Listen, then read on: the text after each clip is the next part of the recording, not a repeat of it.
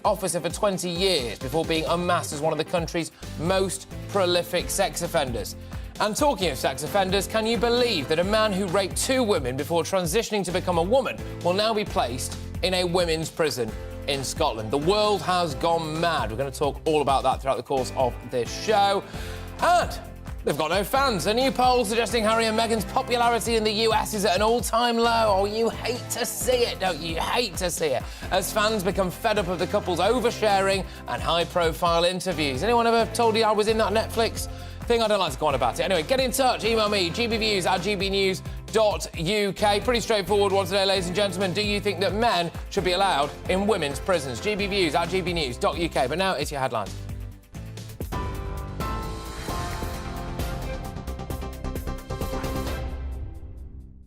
Good afternoon. It's 2 minutes past 3. I'm Aaron Armstrong in the GB newsroom. The Labour leader has accused the Prime Minister of being too weak to sack Nadeem Zahawi over his tax affairs. At a heated PMQ, Sir Keir Starmer said any politician who sought to avoid paying tax was not fit to be Chancellor, calling Rishi Sunak unsuitable for the job. The Prime Minister insisted due process is being followed and he'll wait for the findings of the investigation, saying he, unlike the Leader of the Opposition, will stick to his principles. Can't have it both ways.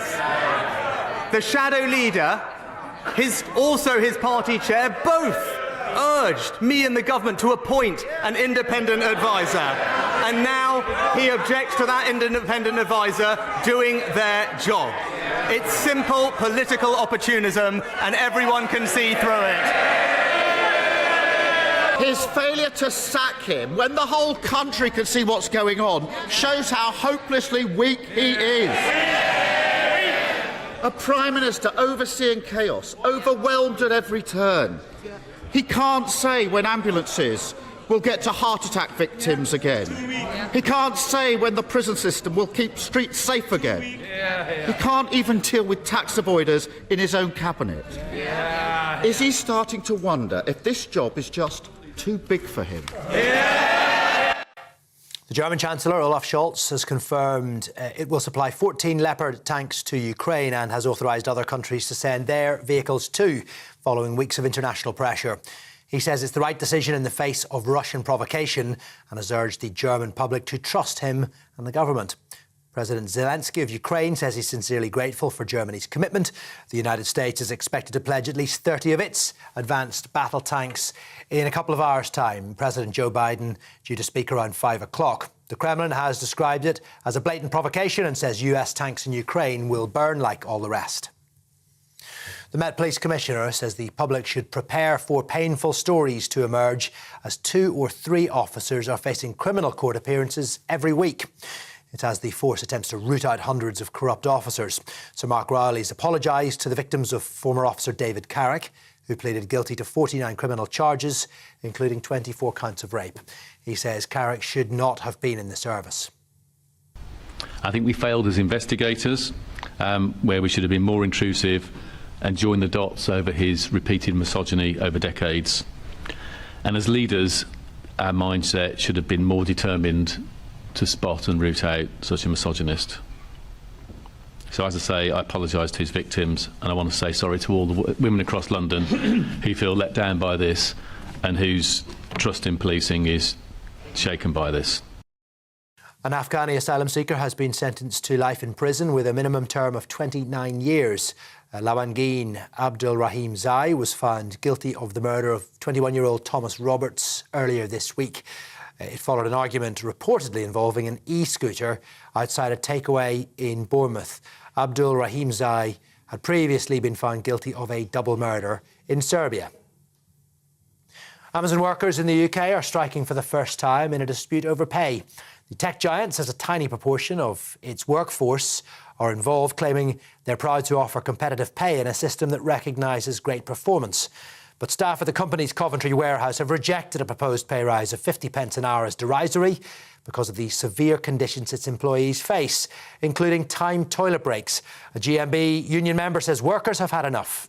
The pressure cooker environment that they work in anyway, with the targets that they're expected to reach, they just wear them out, get rid of them, replace them. After all that, they just offered a 50p pay increase in the biggest cost of living crisis that we've had in decades. And I think when workers have got nothing to lose, you see them coming out fighting.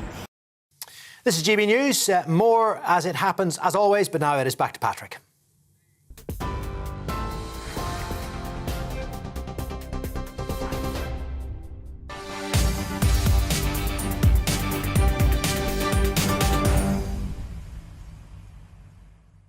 Welcome aboard, people, quite literally, actually, because we start this hour with breaking news, as GB News can exclusively reveal hundreds of migrants have crossed the Channel to reach the UK on small boats, with hundreds more expected still to come. It's believed over 1,000 illegal migrants will attempt the crossing today alone. The poor weather has taken some of the pressure off Rishi Sunak's government after the Prime Minister promised to get tough on those abusing the UK's immigration system. Let's go live now to Dover. Let's not mess around. Let's get stuck straight in, shall we? With GB News' Home and Security Editor, Mark White. And Mark, I believe that you've got a bit of an update for us.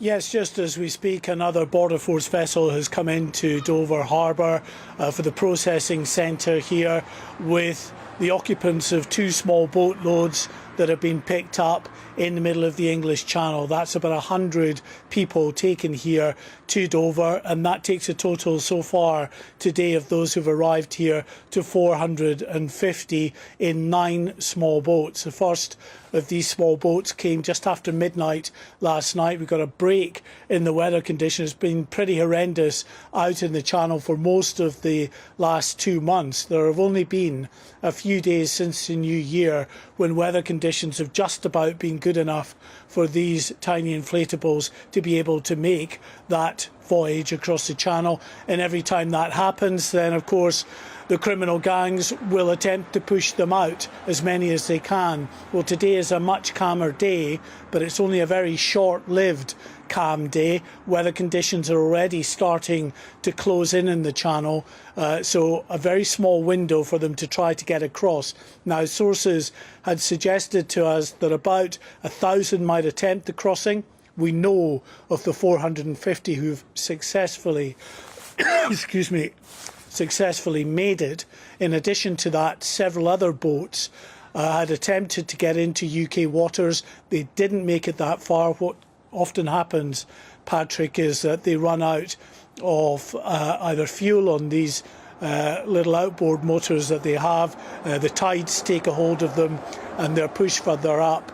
And they're forced really to turn back towards France. So several vessels have been forced to go back to France. There was another couple of incidents around Calais where French police actually managed to intercept groups of migrants as they were running towards the water to get their vessels onto the water and then out to sea. But before they got into the water, they managed to puncture these boats. The migrants have ran off into the dunes, of course, to regroup, to be supplied with another boat and no doubt try on another day. So activity still continuing for the moment, Patrick, but that weather window, as I say, now closing fast. If they're not already in the water, it's unlikely that they'll be able to set off now from France. Yes, indeed, and that is the breaking line that just in the last few minutes, as you were hearing there from Mark White, that around 100 or so others have now arrived in the UK, bringing that total to, as we understand it, around 450 migrants in around 9 small boats so far today. We'll have to wait and see if there's any more. Do we still have Mark White? Is it possible for me to go back to him? Yeah, I'll just go back to Mark, because, Mark, I think a lot of people will be wondering now whether or not there's been any impact whatsoever to some of the measures that we're supposedly seeing being implemented, whether it's, Border Force officers on French beaches, in French patrol stations, etc. Doesn't appear to be making much difference at the moment. Yeah, well, I mean, let's dive into some of those supposed measures into a little more detail. The French or the British officers on French beaches, that's 2 or 3 liaison officers out in France acting in just that capacity as liaison officers. This isn't dozens, hundreds of Border Force officers there making any meaningful difference to the efforts to stop the small boats. So that's not happening. What is happening in a few days' time is that we will have Border Force resuming command and control of the Channel migrant operations. You'll remember that since April of last year, as announced by then Prime Minister Boris Johnson and the then Home Secretary Priti Patel, the military took over command and control. Now it's reverting back to Border Force under what is called a new Small Boats Operational Command, which will bring together Border Force, the military and the National Crime Agency. What that will do, according to the authorities, is to make the operations to intercept and detect those migrants' crossings much more effective, pinpoint where they are, get them picked up. But is that going to stop them from pushing off from France in the first place? Well, no, quite frankly. But another thing they are doing is improving cooperation with the French with a view to going after the migrants, those people smugglers on the other side of the Channel. That is not a quick fix, though. It's going to take some time, and all of the time, as the weather conditions improve, these small boats, as we've seen today, are still there and will still arrive in large numbers. Mark, thank you very much, as ever. That's our Home and Security Editor, Mark White, there, live in Dover. He got some intel yesterday to suggest that there were going to be potentially record numbers crossing the Channel today. He's been stationed there all day, and the results are there for all to see at the bottom of your screens. Around 450 migrants have arrived so far in around 9 small boats. We're going to be keeping you up to date on all of that. But, ladies and gentlemen, it was time, really, to return to a story some would argue slightly linked, more than slightly linked, and it was one that we were going big on yesterday with good reason. It made me genuinely angry, and I know for a fact that it made a lot of you genuinely angry. I just want you to take a little moment and listen to this with me. My world, my life and my hopes have been ripped away. I can't look at photos without sobbing. I'm not the same. I will never be the same. I will never live like I did. I'm trapped in an endless cycle of disbelief. And this as well. His life was cut short by a murderer. And his murderer didn't just kill him, he killed a part of each and every one of the family. And it is a part of us which can never be replaced. There is now a massive hole in our lives where Tommy should have been. That's the voice of the families impacted by Afghani asylum seeker and convicted triple murderer Lawangin Abdul Rahimzai. Earlier today, he was sentenced to life imprisonment for the murder of 21-year-old aspiring Royal Marine Thomas Roberts after an argument outside a Subway takeaway. That really hammers it home, doesn't it? And I think it does, certainly for me anyway, beg the question of whose human rights are we really trying to protect here? We can go to our South West of England reporter, Jeff Moody, who is outside Salisbury Crown Court for us now, where Abdul Rahimzai has been sentenced. Jeff, thank you very much. Bring us up to date, please. Yes, those statements were very powerful, weren't they, Patrick? Very powerful to hear them in court too. Well, the judge in his sentencing today said Thomas Roberts did nothing wrong that night. He was simply unlucky to be in the wrong place at the wrong time. He went on to talk about Lawangin Abdul Rahimzai and looked at his mitigating circumstances. He said that he would have suffered trauma earlier on in his life, and the judge said there can be no doubt of the effects of the horrors of growing up in Afghanistan. I accept that his past life experiences have left him very damaged and affected how he reacts to some situations. This does have, said the judge, some effect on his culpability, but only to a small extent. Extreme violence is wholly unjustified. The judge said he went out seeking trouble with a knife in his belt. The 26-second argument that led to his tragedy was entirely of his own making. Well, earlier on today, Simon Huxter, the senior investigating officer, had this to say. Thoughts are with the family and loved ones of Thomas Roberts, and I want to thank them for the dignified way that they have conducted themselves throughout the investigation and court proceedings. I would also like to thank all those from Dorset Police and the prosecution team who have worked tirelessly to achieve justice for Tommy and his family. Tommy's family and loved ones have suffered an unspeakable loss as a result of this horrific incident involving a knife. If anyone out there believes that someone is in a possession of a knife or offensive weapon, please contact the police immediately.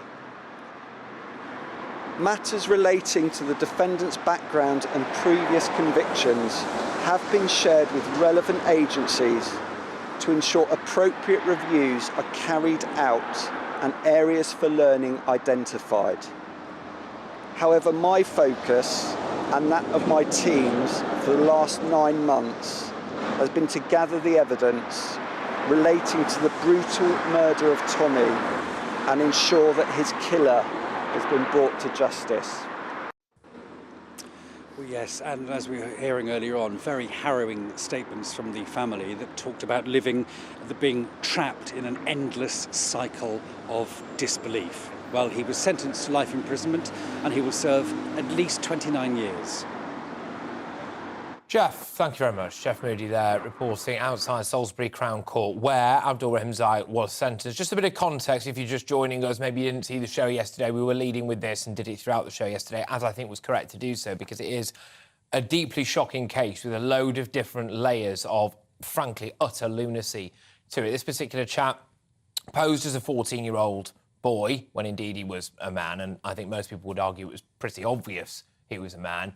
Previously convicted of a double murder in Serbia, denied asylum in Norway, convictions for drug dealing, etc., was fighting men for money on the street and was posing with knives on social media, was, of course, crucially, and I think this has gone underreported, placed in a school with children. Reports from those parents suggesting that there was assaults taking place there, etc., and also as well potentially some pictures from female classmates going to him, which again is another layer of sickening behaviour here, isn't there? And then now, of course, he committed a murder for which he's been sentenced to 29 years. I've had emails coming in on this thick and fast, gbviews@gbnews.uk, and the overbearing one that I can see at the minute is, what do you have to do to get a full life term? OK, minimum 29 years, it's a long time. What do you have to do to be the kind of individual that our justice system thinks should never see the light again? Well, joining me to discuss this is Migration Research Fellow at the Bow Group. Is Benjamin Lockname. Benjamin, look, I obviously feel incredibly strongly about this. What do you have to do to get a full life term? Well, look, this is the thing. I mean, you know, he's not that old, really, is he? When you think about it in terms of 29 years, he'll be out at some point and, you know, he'll be roaming the streets, possibly going to do it again. You never know. He really should probably get a full life term, but better than that, he should actually be deported, and he shouldn't have been here in the first place. And if we had a proper asylum system and we were able to deport people who have no right to be here when they come in, and we know they've got no right to be here, this would, you know, probably not have happened in the first place. It was avoidable. And the big concern for me is how many others like him are there? This has exposed what people like you and I have been talking about for a very long time, which is that whilst we would wish everyone well who is a genuine asylum seeker and who is well-meaning and who is genuinely fleeing war and persecution, the absolute fact is we clearly are not tracing people who are double murdering drug addicts with murderous intentions when they get to Britain. Yeah, well, this is the problem with when you have a border system where people can walk in. They don't have to prove who they are. We have no idea who they are. We don't know where they're coming from. We don't know what criminal convictions, what past, what history they have. We don't know what they're capable of. We don't know what danger they present to the people in this country. And it's not charitable to bring these people in here and say, we're going to host you in our country and look after you, when it puts the people of this country at risk. When you have people like this coming in, lying about their age, you have a man who's over 18 going into a school with, you know, young kids. Where's the safeguarding there? Where's the charity in doing that, putting those kids at risk and at danger? And not just the kids, but the entire country. It's a backwards idea that if you hold up a sign that says refugees welcome and you go out and march in the street saying, you know, we're very compassionate, we're lovely people, that you're somehow doing something noble. Actually, what you're doing is you're putting a lot of people at risk. You've hit the nail on the head there, because I was thinking this last night. How many people's human rights had to suffer as a result of trying to protect this individual's human rights. You look at his foster family, they had a narrow escape. The wider public, in the case of this individual, the poor aspiring Royal Marine, he didn't have a narrow escape at all. He was stabbed to death. There's catalogues of events of this particular individual fighting men for money on the street. A lot of the time we know he was carrying knives anyway. And I think, Benjamin, something I would like you to comment on now, the young girls in classrooms, presumably around the country, who are looking around behind them and thinking, who is this 20, 30, 40-year-old man in my maths class, Benjamin? Yeah, it's disgraceful, and I think, you know, any parents who see this happening in the schools that their children are at, the best thing you can possibly do is you've got to protect your children. You've got to take them away from that situation. It really does destroy a lot of people's lives when you allow people to infiltrate, lie about who they are, lie about where they're from, and you know, act in fairly malicious or terrible ways, the things that they're doing. And they take advantage of how soft we are, because we really do. We roll out the red carpet, we give them we bring them in, we put them in hotels, we give them pizzas. If they say they're 14, yes, they're 14, go to our schools, sit in our classrooms, and then eventually you get these tragedies where people die, or, you know, you see other terrible crimes being committed as well. It's not just the murders that are the problem, but you know, we're allowing this to happen, and frankly it's out of control, and we do it in the name of compassion and charity. I don't think there's anything compassionate about this. Just quickly, Benjamin, I've got to ask then, well, what is the solution? We can all identify the problems, and we are rightly outraged about them, and we're right to highlight them, but at some point someone else got to come up with some solutions. Are you the man? Yeah, well, we need to get to grips with the human rights problem in this country. We've got the Human Rights Act, which enables a lot of these people to take advantage of our kindness and our willingness to believe that people have legitimate claims coming in here. We need to get out of the ECHR so we can start deporting people who have no right to be here. We effectively just need to toughen up a bit as a country. We're so soft. We're so, we let people take advantage of us, and then we wonder why things like this happen. I think we need to get back to brass tacks and start actually dealing with these things. Benjamin, thank you very much, as ever. Benjamin Loughnane there, who is Migration Research Fellow at the Bow Group, just reacting to the sentencing of that Afghan asylum seeker, posed as a child, went on to stab a man to death, an aspiring Royal Marine, no less, after having already been convicted of a double murder, a string of drug offences, denied asylum elsewhere, passing through numerous safe countries, being put in a school with kids. You couldn't make it up. You couldn't make it up. You're with me, Patrick Christys, on GB News. Coming up, more on how the Labour leader and the Prime Minister, well, they had a bit of a clash in the Commons earlier over Nadhim Zahawi's tax route. It was PMQs, wasn't it? It was a little bit Punch and Judy. It was a little bit theatrical, but that's, I suppose, where we're at now, isn't it? Watching two blocks of wood go at each other. We will have the latest with Olivia Utley after this very short break.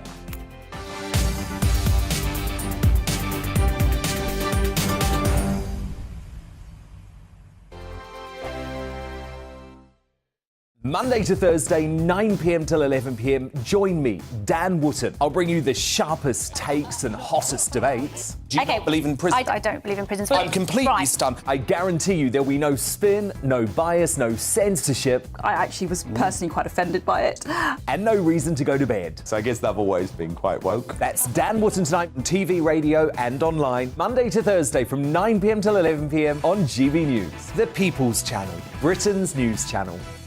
Hello, I'm Michelle Dewberry, and you can join me every weekday 6 till 7 on Jubes and Kerr. You're an inspiration to us all. Clip that bit off. Well, you are. That's my ringtone. My political ambitions those days are gone, I can tell you. She's only teasing. Go on. He's probably going to want to lay down now. I'll give him 2 minutes to have one. Let's respectfully disagree. That's what we like on Jubes and Kerr. Come and join us. GB News, the People's Channel. Michelle Dewberry, weekday evenings at 6 o'clock. I'm Andrew Doyle. Join me at 7 o'clock every Sunday night for Free Speech Nation, the show where I tackle the week's biggest stories in politics and current affairs with the help of my 2 comedian panellists and a variety of special guests. Free Speech Nation, Sunday nights from 7 on GB News, the People's Channel, Britain's news channel. I'm Michael Portillo. Join me on GB News on a Sunday morning for topical discussion, debate, arts and culture, and sometimes even ethical dilemmas. I don't always agree with you, Michael. Michael Portillo, Sundays on GB News, the People's Channel, Britain's news channel. He's the king of breakfast TV, and he's back. Eamon Holmes, back on the TV with me this morning. Even remember my name. I know, it's been 4 months. You have holy water by your bed? Oh, yes. Already to bless. Yeah. Oh, Eamon. Oh. Why do you not believe anything I say? Eamon Holmes back on GB News Breakfast at 6 a.m. This year on GB News, we've got brand new members in the family. Join us. Across the entire United Kingdom, we cover the issues that matter to you. GB News will always stay honest, balanced and fair. We want to hear whatever is on your mind. And we don't talk down to you. The establishment had their chance. Now we're here to represent you. Britain's watching. Come join us on GB News, the People's Channel. Britain's news channel. We are GB News, the People's Channel. And right across the United Kingdom. You can find us on Sky Channel 512. Virgin Media Channel 604. Freesat Channel 216. Freeview Channel 236. And YouView Channel 236. You can also take us with you on DAB Plus Radio. With the GB News app and at the website gbnews.uk. We're absolutely everywhere. Come join us on GB News, the People's Channel, Britain's news channel.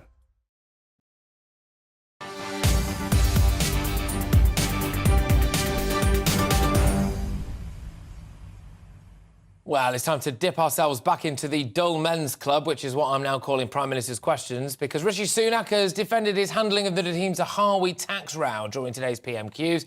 He acknowledged that he hadn't been given the full picture about the Tory chairman's financial matters when he told MPs last week that Mr Zahawi had given a full account. Keir Starmer and him had a little bit of a ding-dong. With me now is GB News' political reporter, Olivia Utley. Olivia, how was the dull men's club today? Well, at the start of PMQs, it was very clear that Rishi Sunak was on the back foot. Instead of focusing at the very beginning on the Nadeem Zahawi affair, Keir Starmer chose to talk about the horrific Zara Alina case and the general state of the probation services after 13 years of Tory rule. And that made Starmer initially look like the sort of statesman of the pair. Instead of focusing on the sordid goings-on in SW1, he's looking at the issues that really matter to the country. Then when he did get to the Nadeem Zahawi affair, I mean, the change of tone from Rishi Sunak was quite something to behold. Last week, he stood up in PMQs and essentially defended Nadeem Zahawi to the hilt. Now, the Prime Minister seems to have sort of washed his hands of him, cut him adrift and said, I can only go on what I know. I wasn't told the whole story, basically, and more details may come out. I wasn't briefed properly by the Cabinet Office. Of course, that does raise questions, serious questions for the Cabinet Office, and in particular Simon Case, who, of course, oversaw the Richard Sharp BBC affair as well. So he's in a bit of an awkward position. But it also raises the question of why, when Rishi Sunak promised to restore integrity to public life, did he not probe a little bit further when it's clear that there were questions over Nadeem Zahawi's behaviour? Overall, it felt like Keir Starmer could have landed harder blows than he did. He was very sort of forensic and lawyerly, which worked up to a point, but it did feel like Rishi Sunak should be in real trouble at the end of that PMQs, and the punches didn't quite hit home. Sunak managed to turn his sort of political naivety perhaps into a strength by saying, you know, he's a man who plays by the books and he's going to let due process play out. And Keir Starmer sort of allowed that to happen. Yes, indeed. I must say I kind of got quite a similar impression actually watching it. I think Rishi Sunak will have been relieved that it was over. Keir Starmer probably annoyed that he didn't have another couple of questions at him and didn't necessarily land any of those killer blows. And Rishi Sunak did spin it back at him, didn't he, a little bit? Say, well, I know he reads off script, but maybe he should listen to what I say. And I can't help but feel that they could both be saying that about each other, couldn't they? Well, exactly. Rishi Sunak said that line, which was a good line, got a good reaction from the Conservative backbenchers, and then immediately went back to his own script, which has been a bit of a feature of the playoffs between these two men over the PMQ's exchanges that we've seen. There never quite seems to be the fire that we've seen with previous altercations. As you say, I think, yes, Rishi Sunak will be pleased it's over, but in some respects he did manage to hold his own. And I think this line that he's going to stick to due process works relatively well with some of the Conservative backbenchers who are relieved to see his kind of cautious step-by-step approach after the more turbulent tenures of Boris Johnson and Liz Truss. Absolutely. Look, Olivia, thank you very, very much, as ever. GB News' political reporter Olivia Utley there from Westminster, reacting to Prime Minister's questions.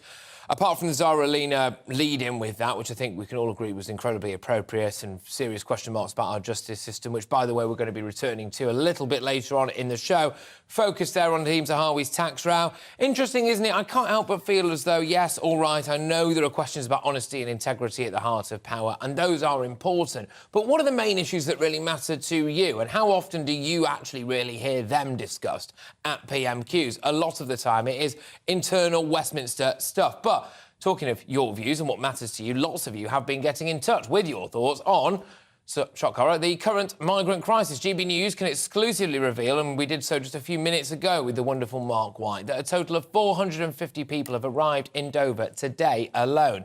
Don says, I wish the government would stop lying to the people of this country. We're going to stop illegal migration, they say. All they do is talk. And yes, nothing appears to be happening. In fact, the situation is predicted to get quite a lot worse. Eric says this is getting out of hand. Eric has already got out of hand anyway. This is getting out of hand. We need to get the armed forces involved. Destroying the inflatables will be a good start. It absolutely boggles my mind, Eric, that the full might of Interpol, Europol, whatever our security services are on the ground over there as well, seems absolutely unable to stop the transportation and manufacturing of small boats and them arriving in Calais before being filled with people and pushed offshore. I mean, it's almost like they're not trying, isn't it? Jeff says, I think the more money we give France, the more migrants they will send us.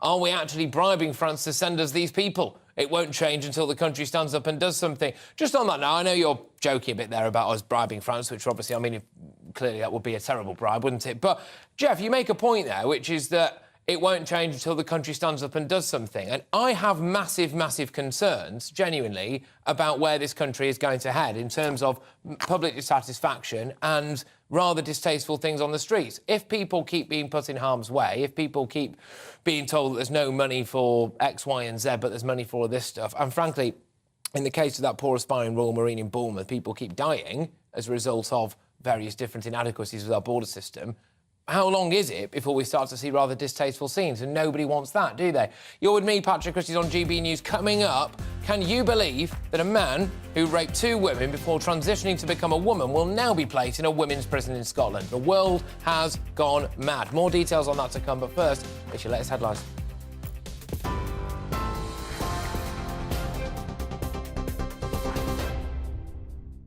It is 3:33. I'm Aaron Armstrong in the GB newsroom. The Prime Minister's defended his decision to stand by the Conservative Party chairman rather than sack him over his tax affairs. Rishi Sunak says due process should be followed and an investigation into Nadeem Zahawi's finances should be allowed to reach its conclusion. It's been revealed Mr Zahawi paid a tax penalty while serving as Chancellor. The Labour leader, Sir Keir Starmer, has accused Mr Sunak of being hopelessly weak and unsuitable for the job. But the Prime Minister told the Commons no issues were raised when he appointed Mr Zahawi and accused Sir Keir of playing petty politics. Shadow leader, also his party chair, both urged me and the government to appoint an independent adviser. And now he objects to that independent adviser doing their job. He can't even deal with tax avoiders in his own cabinet. Yeah. Is he starting to wonder if this job is just too big for him? Germany's confirmed it will supply 14 of its Leopard battle tanks to Ukraine and will authorise their re-export from other countries, paving the way for its allies to follow suit. The United States is expected to pledge at least 30 of its advanced tanks later. President Joe Biden due to speak around 5 o'clock. The Kremlin has described the move as a blatant provocation and says Western tanks in Ukraine will burn like all the rest. Afghani asylum seeker Lawangin Abdul Rahim Zai has been sentenced to life in prison with a minimum term of 29 years. He was found guilty of the murder of the 21-year-old Thomas Roberts earlier this week after an argument involving an e-scooter outside a takeaway in Bournemouth. GB News can reveal around 450 migrants have been intercepted on 9 small boats in the English Channel today after a break in the bad weather. Several other small boats attempted to reach the Kent coast but didn't make it into UK waters. A surge in small boat arrivals had been predicted today as the strong winds died down briefly but are due to pick up again later this afternoon. TV online and DAB Plus radio, this is GB News.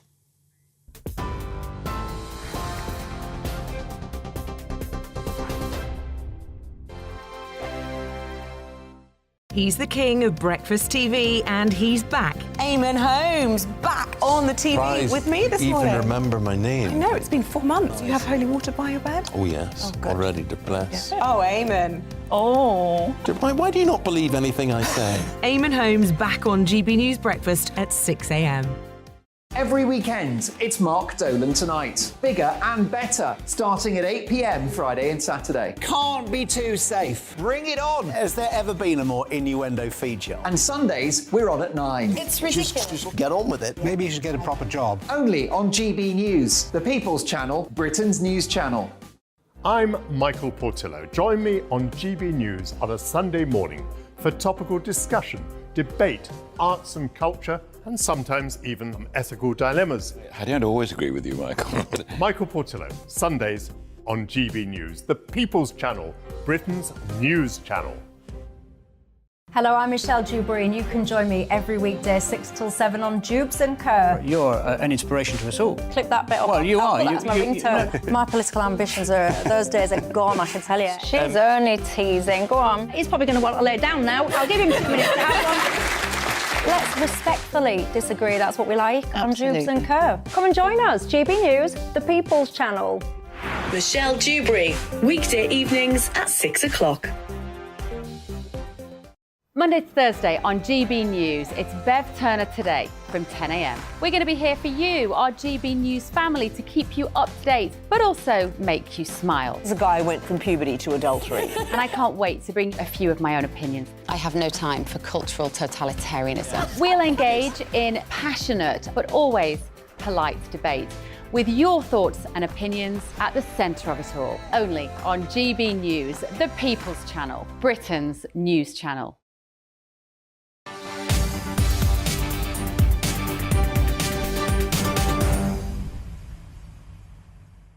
Welcome back. Now, number 10 has voiced concerns after it emerged a transgender woman convicted of raping 2 women while they were a man is being held in a women's prison. It's an absolute minefield, isn't it, that? But there we go. Isla Bryson committed the crimes whilst called Adam Graham and began transitioning only after he was charged with rape. Many have stated that such events would be more common under Nicola Sturgeon's proposed gender reform bill. And a lot of you will remember that. That was big on the agenda last week and the week before, and it's back on the agenda now because of this. With me now is Dr. Kate Coleman, Director of Keep Prison Single Sex. Thank you very much. Great to have you on the show. Your initial reaction to this case, it should probably be more shocking than it is, unfortunately. Well, I mean, here we are again. And I mean, this case has got everything, hasn't it? We've got somebody who's been convicted of 2 counts of rape, referred to in court as she and her, the now not uncommon but completely nonsensical phrase "with her penis" used. He clearly still has his penis from the photographs that we've seen. And remarkably, his defence barrister tried to leverage the fact of his quote-unquote transition, which, as you quite rightly said, only came about after he was charged with these offences. His defence barrister tried to use this as a case for him being acquitted of these crimes. You know, we've seen a trans identity being used to try to get a lesser sentence or for certain crimes, a non-custodial sentence. But here we have a barrister leveraging it for acquittal. What can I say? It's absolutely shocking. And I'm just going to use this man's original name, Adam, throughout the course of this conversation. Please do. Yeah. So Adam began transitioning only after being arrested and charged, OK, which I think says something, doesn't it? And now will, as far as we understand, be sent with his full equipment, as it were, into a woman's prison. Well, I mean, why wouldn't you, frankly? Why wouldn't you? I mean, there's all sorts of advantages. It can, you get special treatment if you have to be sent to the male estate. You've got the ultimate goal of being sent to the female estate. Apparently, your defence barrister can now leverage it to try and get you an acquittal. Why wouldn't you try this? Yes, I mean, we understand that he's now been sent to Cornton Vale, which is a female prison. He's apparently being held in segregation, but I understand from Rona Hotchkiss, who's a former prison governor, that the way that these segregations work is that it's kind of on a 72-hour basis, and then you have to reapply. And she says that the chances of this person being successfully held in segregation for the entirety of the time until he's due to be sentenced are slim to none. And then, yes, what's going to happen to him? I mean, we know that there are violent and sexual offenders, including with intact male genitalia, held in the female estate. Why would this, as his defence barrister termed it, vulnerable woman, be any different? It's absolutely astonishing. I mean, I actually watched a video, albeit from the United States, but you can imagine it's only a matter of time before it comes over here, this morning on the way in, of kindergarten-aged children being told about them potentially being born into the wrong bodies, and adults lapping it up when 4- and 5-year-olds are talking about people potentially being non-binary, etc. And it put a very, very uneasy feeling in my stomach, as it were. But Nicola Sturgeon's proposed gender reform bill was towards the top of the news agenda for a brief period of time. I want you to bring it back up there for us, because why could that make things like this more likely? Well, this prisoner doesn't have a gender recognition certificate. I think that's important to say. But what Nicola Sturgeon's bill would do would mean it was much easier for people like Adam to get a gender recognition certificate with comparative ease. I mean, I think it's important to point out that the current system that we've got, which has a more onerous and lengthy process that somebody has to undergo before getting a GRC, that's not akin to safeguarding at all. The fact that something's more difficult doesn't make it safer. It just means that fewer people are probably able to go through the process. But Sturgeon's bill removes many of these difficulties, makes it extremely easy to get a GRC on the basis of self-ID, no medical diagnosis required. You've just got to live as a woman, whatever that means, for a 3-month period. And opens it up to 16-year-olds as well. So this makes it a much, much easier process. And, although having a gender recognition certificate, it's not an absolute guarantee of being sent to a women's prison. When we look at the situation south of the border with the Ministry of Justice, it increases your chances hugely of being sent to a women's prison. And I know that the Scottish Prison Service, and they reiterated in Holyrood today in response to a question asked by Russell Findlay, that they pay scant regard to gender recognition certificate status. But what's key to note is that by their own admission, they've never had to deal with a prisoner with a gender recognition certificate. So when the floodgates open, what's actually going to happen? This is it, and it's worthwhile pointing out. Actually, we were bringing it around because we're covering this a bit later in the show as well, and we're looking at getting a variety of different guests on. One of which was a former prison governor who just basically said to us, which was fair enough, look, I never had to deal with this, so I don't really know. So he's not coming on. But that's the point that you've just made. This is very much new ground. Can I just ask, are you pushing to put something like this to a public referendum? Because as far as I can see it, this is just a very, very, very small vocal minority of people who appear to have captivated a very small element of our ruling elite, but they happen to be the ones able to make decisions, and they think that they're doing it for the wider public benefit. But I suspect a public vote would put them back in their box. Well, I think this is true. The general public are on, they're in agreement with us that this is absolutely ridiculous, that men are men, women are women, male is male, female is female. You can have whatever personality you want, but it doesn't change your sex. And that sex matters. It matters in life. It matters in law. It matters in policy. It matters everywhere.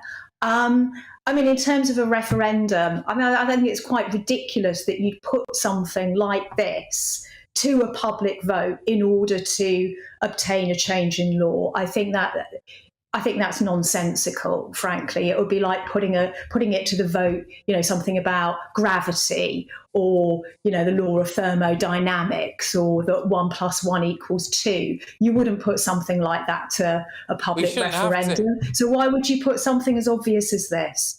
Politicians do need to wake up, and they do need to realise that the general public are not in favour of this woke agenda, which causes real harm. It's not a culture war. It's causing real harm across the board. Yeah, I couldn't agree more. Look, thank you very much and good luck to you. I'm sure we'll talk again very, very soon. Dr. Kate Coleman, their director of Keep Prisons Single Sex. I mean, look, just weighing in on this, it's absolutely astonishing, isn't it, that an individual who found guilty of rapes can be sent in with, everything intact, as it were, into a women's prison and will by no means be the only person. The world's gone mad, as far as I can tell. But we're moving on from that now because the Metropolitan Police Commissioner has said today that several police officers face legal action in his attempt to root out corruption in the force. It comes after former PC David Carrick pleaded guilty to 49 sexual offence crimes and was officially sacked from the force last week. GB News' national reporter Ellie Costello has a lot more detail on what Sir Mark Rowley's desire to clamp down on poor police conduct. Well, in front of the Police and Crime Committee here at the London Assembly, there was a stunning admission from Sir Mark Rowley, who is the Commissioner of the Metropolitan Police. He said that there were 2 to 3 officers facing criminal charges in court every single week at the moment, which does just show the scale of this operation to root out these rogue officers. He admitted that there would be very many more of these cases to come. He said that Londoners would see progress from the Metropolitan Police and that they must improve dramatically for London. He said that at the moment they are lifting the stone and revealing painful truths, and that will not happen overnight. He prepared Londoners for these stories that will be coming out about serving Metropolitan Police officers and retired Metropolitan Police officers in the next few weeks and months.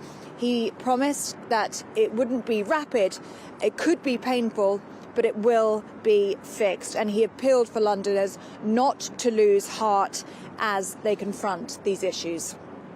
OK, well, joining me now is Dr Margaret Heffernan, who is an advisor to the Casey Review into culture and standards of behaviour of the Metropolitan Police and a professor in practice at the University of Bath. Thank you very much for joining us. The wider public now might be looking around and thinking, well, I'm a law-abiding citizen, I like law and order, a supporter of the police, thinks maybe they get a bit of a raw deal from time to time. But then you look at the fact that the head of the Met is saying that, 2, 3 or 4 of them a week might be appearing in court. It's shocking stuff. Well, it is shocking, and I think everybody who's seen, what's been unveiled in the last couple of months in the Metropolitan Police is deeply, deeply worrying. It's why the Casey report was commissioned in the first place, because these terrible cases keep coming out of the woodwork. And I think Sir Mark Rowley is exactly right to warn people that this is not going to be susceptible to an easy fix, that a couple of quick initiatives aren't going to solve the problem.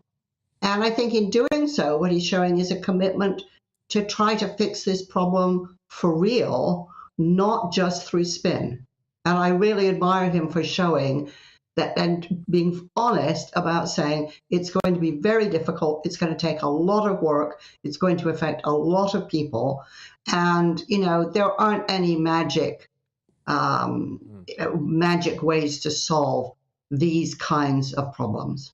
No, indeed. But how on earth have we ended up here? One would have thought that when you're in the police, there's possibly more scrutiny than ever with, police phones or police laptops or whatever it is. And yet, clearly, there's been an absolute torrent of abusive behaviour ranging, from the violent to the criminal to the sexual issues, etc. I mean, it's right across the board.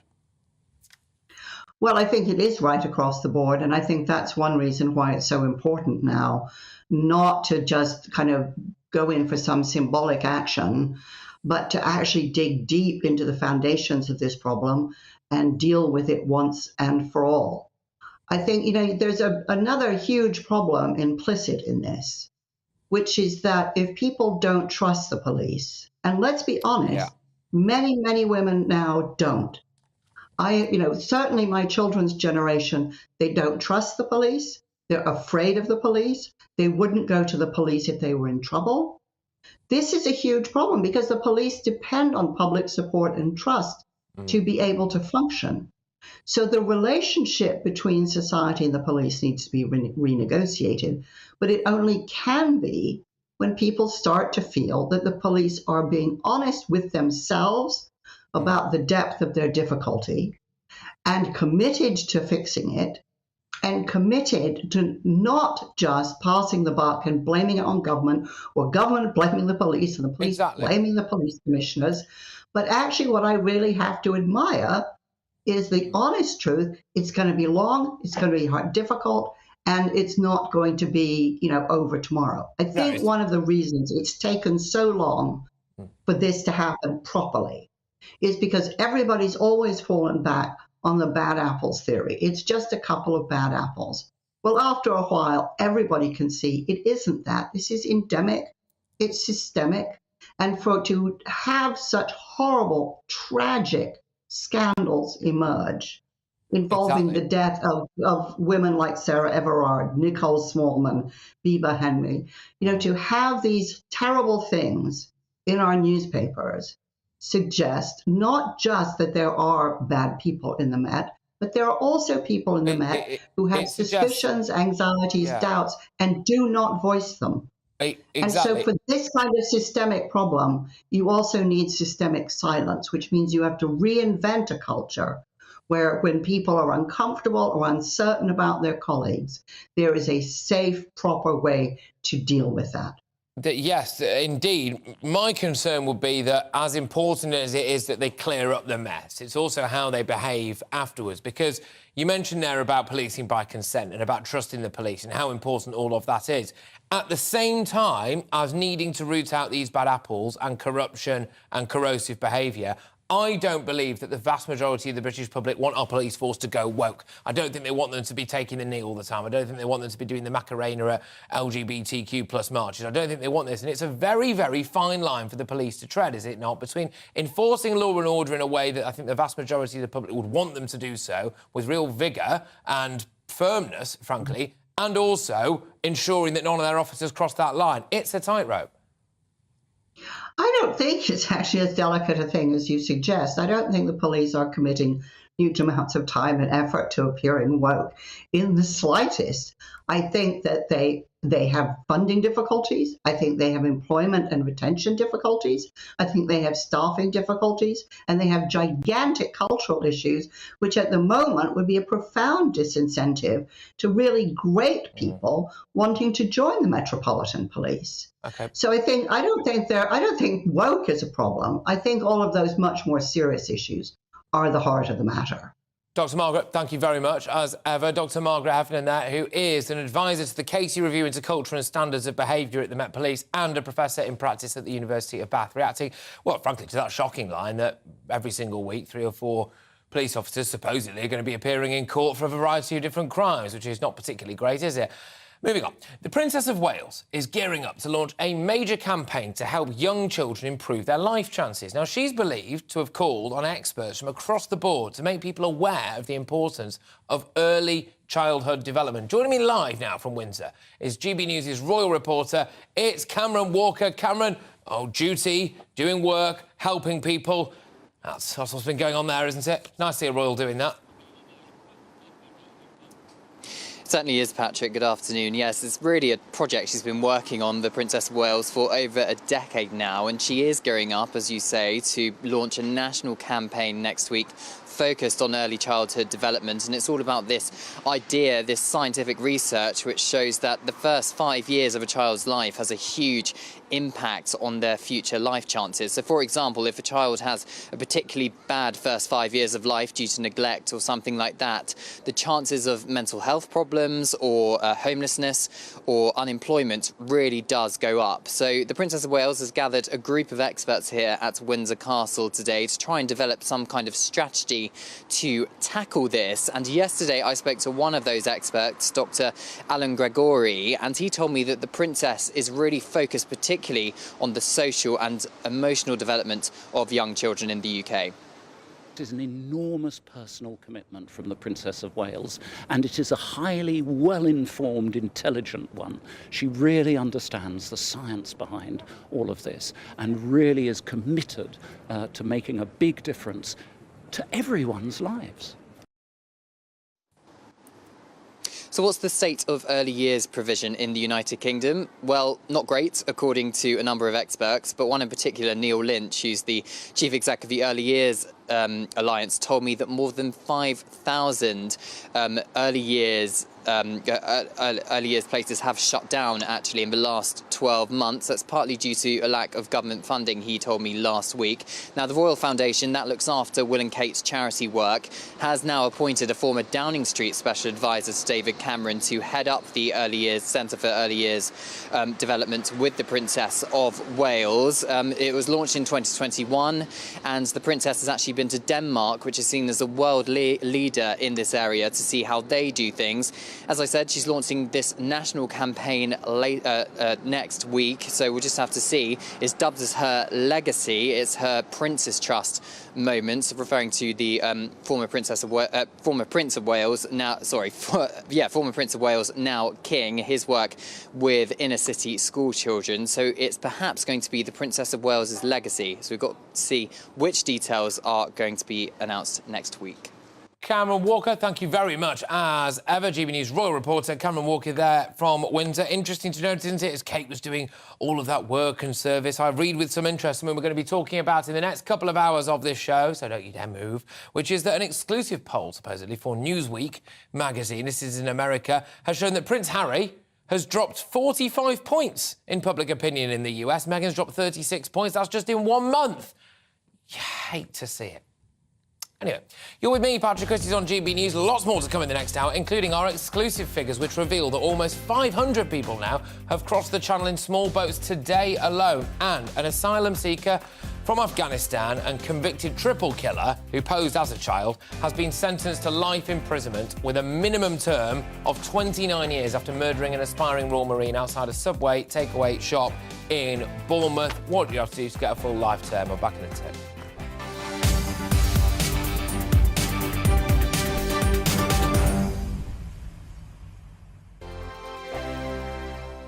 I'm Simon Evans. Join me on GB News for Headliners at 11 p.m. What's the scoop? I'll be joined by two of the country's top comedians. That's right. As we take a look at tomorrow's newspapers tonight. We're going to get into trouble. If it's a big story, we'll be covering it. Spill some tea on him.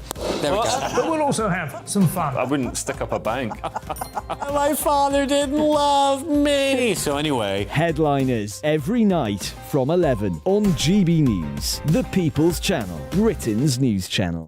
Join me, Patrick Christys, Monday to Friday, 3 till 6. We tackle the day's news agenda like you've never seen before. It's high tempo, high octane, the most controversial topics and the best guests. You will not be able to take your eyes and ears off it. I'm not afraid to ask the questions that you really want answered. 3 till 6 p.m, Monday to Friday on GB News, the People's Channel, Britain's news channel.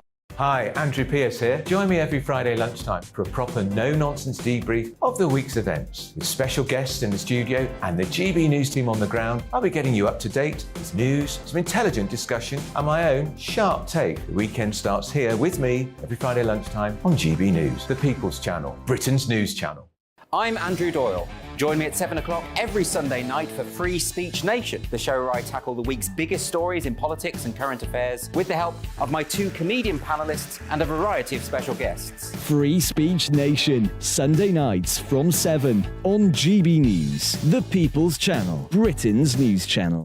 We are GB News, the People's Channel. And right across the United Kingdom. You can find us on Sky Channel 512, Virgin Media Channel 604, Freesat Channel 216, Freeview Channel 236, And YouView, Channel 236. You can also take us with you on DAB Plus Radio. With the GB News app and at the website gbnews.uk. We're absolutely everywhere. Come join us on GB News, the People's Channel, Britain's news channel.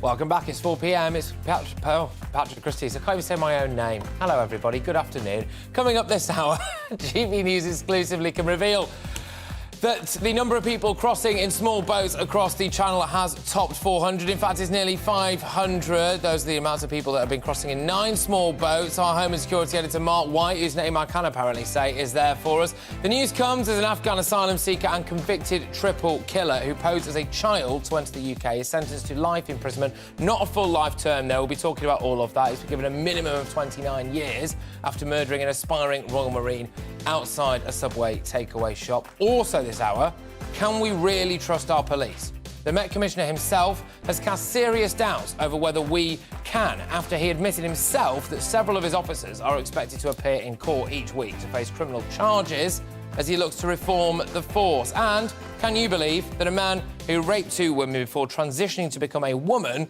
will now be placed in a women's prison in Scotland? The world has gone mad. Get in touch, email me, gbviews@gbnews.uk. A couple of ones today. Do you think that the killer asylum seeker should have got a full life term, and should men be in women's prisons? That's gbviews@gbnews.uk. But now it's your latest headlines.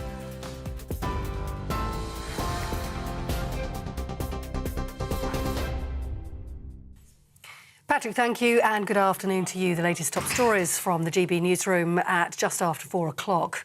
Well, the Labour leader has been busy accusing the Prime Minister of being too weak to sack his former Chancellor Nadhim Zahawi over tax affairs. At a heated PMQ, Sir Keir Starmer said any politician who sought to avoid paying tax was not fit to be Chancellor, saying that made Rishi Sunak look unsuitable for the job. The Prime Minister insisted, though, that due process is now being followed, and he awaits the findings of an investigation, saying he, unlike the Leader of the Opposition, will stick to his principles. Opposition can't have it both ways. The Shadow Leader, also his party chair, both urged me and the government to appoint an independent advisor. And now he objects to that independent advisor doing their job. It's simple political opportunism, and everyone can see through it. His failure to sack him, when the whole country can see what's going on, shows how hopelessly weak he is. A Prime Minister overseeing chaos, overwhelmed at every turn. He can't say when ambulances will get to heart attack victims again. He can't say when the prison system will keep streets safe again. He can't even deal with tax avoiders in his own cabinet. Is he starting to wonder if this job is just too big for him? PMQs today. Well, in international news, Ukraine has welcomed Germany's decision to send 14 Leopard 2 tanks to Ukraine, with the United States expected to pledge at least 30 advanced battle tanks later. President Volodymyr Zelensky says he's sincerely grateful for Germany's commitment. The German Chancellor, Olaf Scholz, also authorised other countries to send their vehicles too, following weeks of international pressure. He says it's the right decision in the face of Russian aggression, and he urged his country to trust him and the German government. The Kremlin has responded, describing it as a blatant provocation, saying US tanks in Ukraine will burn like all the rest. Now, the Met Police Commissioner says the public should prepare itself for painful stories to emerge in the next few weeks, as 2 or 3 officers are facing criminal court appearances each and every week. That comes as the force attempts to root out hundreds of corrupt officers.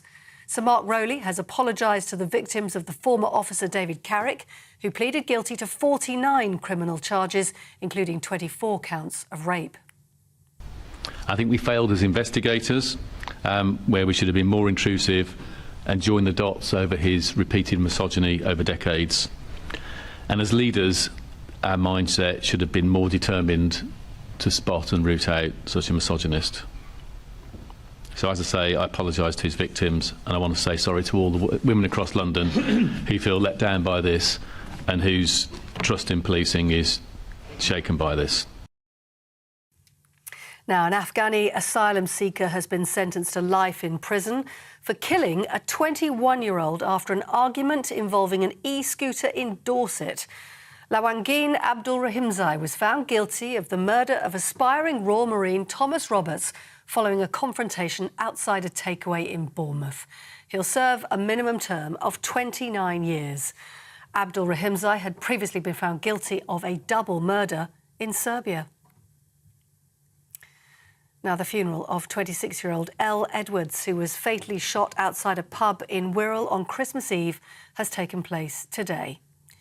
Miss Edwards was last out with friends when a gunman opened fire shortly before midnight. She isn't believed to have been the intended target of the attack. 22-year-old Connor Chapman has been charged with murder and will go on trial in June. Now, Amazon workers in the UK are striking for the first time in a dispute over pay. The tech giant says a tiny proportion of the workforce are involved, claiming they're proud to have offered a competitive pay in a system that recognises great performance. But staff at the company's Coventry warehouse have rejected the proposed pay rise of 50p an hour as derisory due to the severe conditions its employees face, including timed toilet breaks. A GMB union member says workers have just had enough. The pressure cooker environment that they work in anyway, with the targets that they're expected to reach, they just wear them out, get rid of them, replace them. After all that, they just offered a 50p pay increase in the biggest cost of living crisis that we've had in decades. And I think when workers have got nothing to lose, you see them coming out fighting. Those are your latest news headlines. You're with GB News. I'm back in half an hour. Now back to Patrick.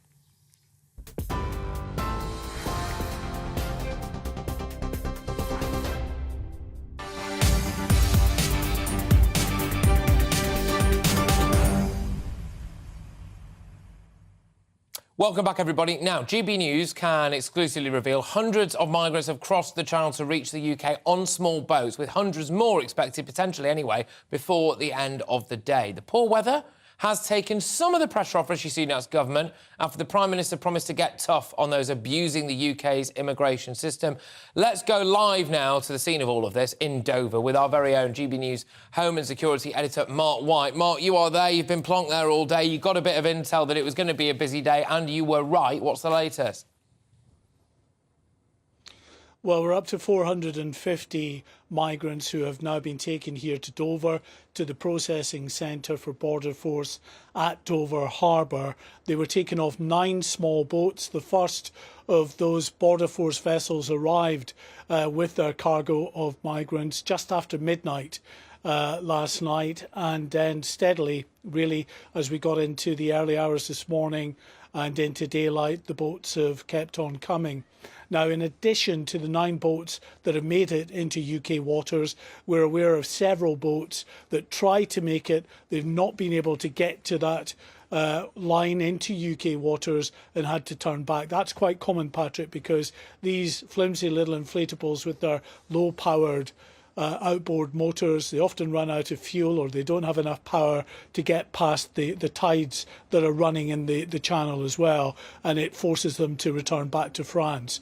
Several vessels have had to return back to France. As we speak, another boat has been spotted and is under escort by a French naval vessel. It is custom and practice for the French not to intervene to push the boats back to France. The French say that's too dangerous. It could result in loss of life.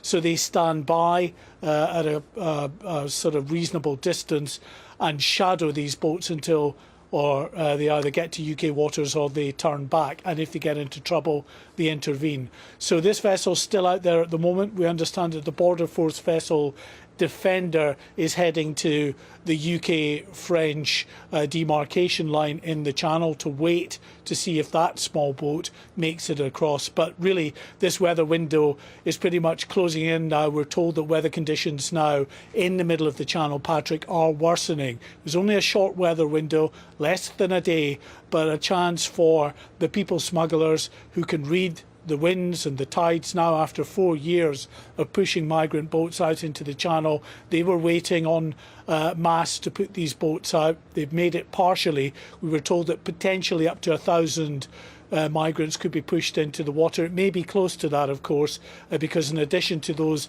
vessels that had to turn back to France, another 2 on the beach near Calais, the French police got to, and they punctured before they could get into the water. The migrants have scattered back into the dunes, but they'll just regroup, they'll get another boat, and they'll try again another day. Mark, can I just ask, as well, as we understand that another boat is potentially on the way, being escorted to a particular area by the French and then picked up by Border Force. You mentioned something to us yesterday. I'm just keen for you to reiterate if people are just joining us. And it relates to what happens when they get here. So we know about the migrant hotels. We've heard, haven't we, about people, supposedly, the reports are being kidnapped from those hotels. Maybe a little bit more to it. I just want to move it on a little bit. Just talk to me about that, please. Yeah, so what is happening with the 450 who've arrived today? There was another 440 arrived at the weekend. They're taken after they're initially checked out at the processing centre behind me in Dover Harbour. They're taken to Manston Air Base, which is just further down the coastline in Kent. They're taken there to the proper processing centre for anything up to 2 or 3 days as more detailed checks are taking place. And then they are found accommodation, usually and not at all satisfactorily as far as the government is concerned. They say they want to move away from this, but they are normally put in accommodation in hotels.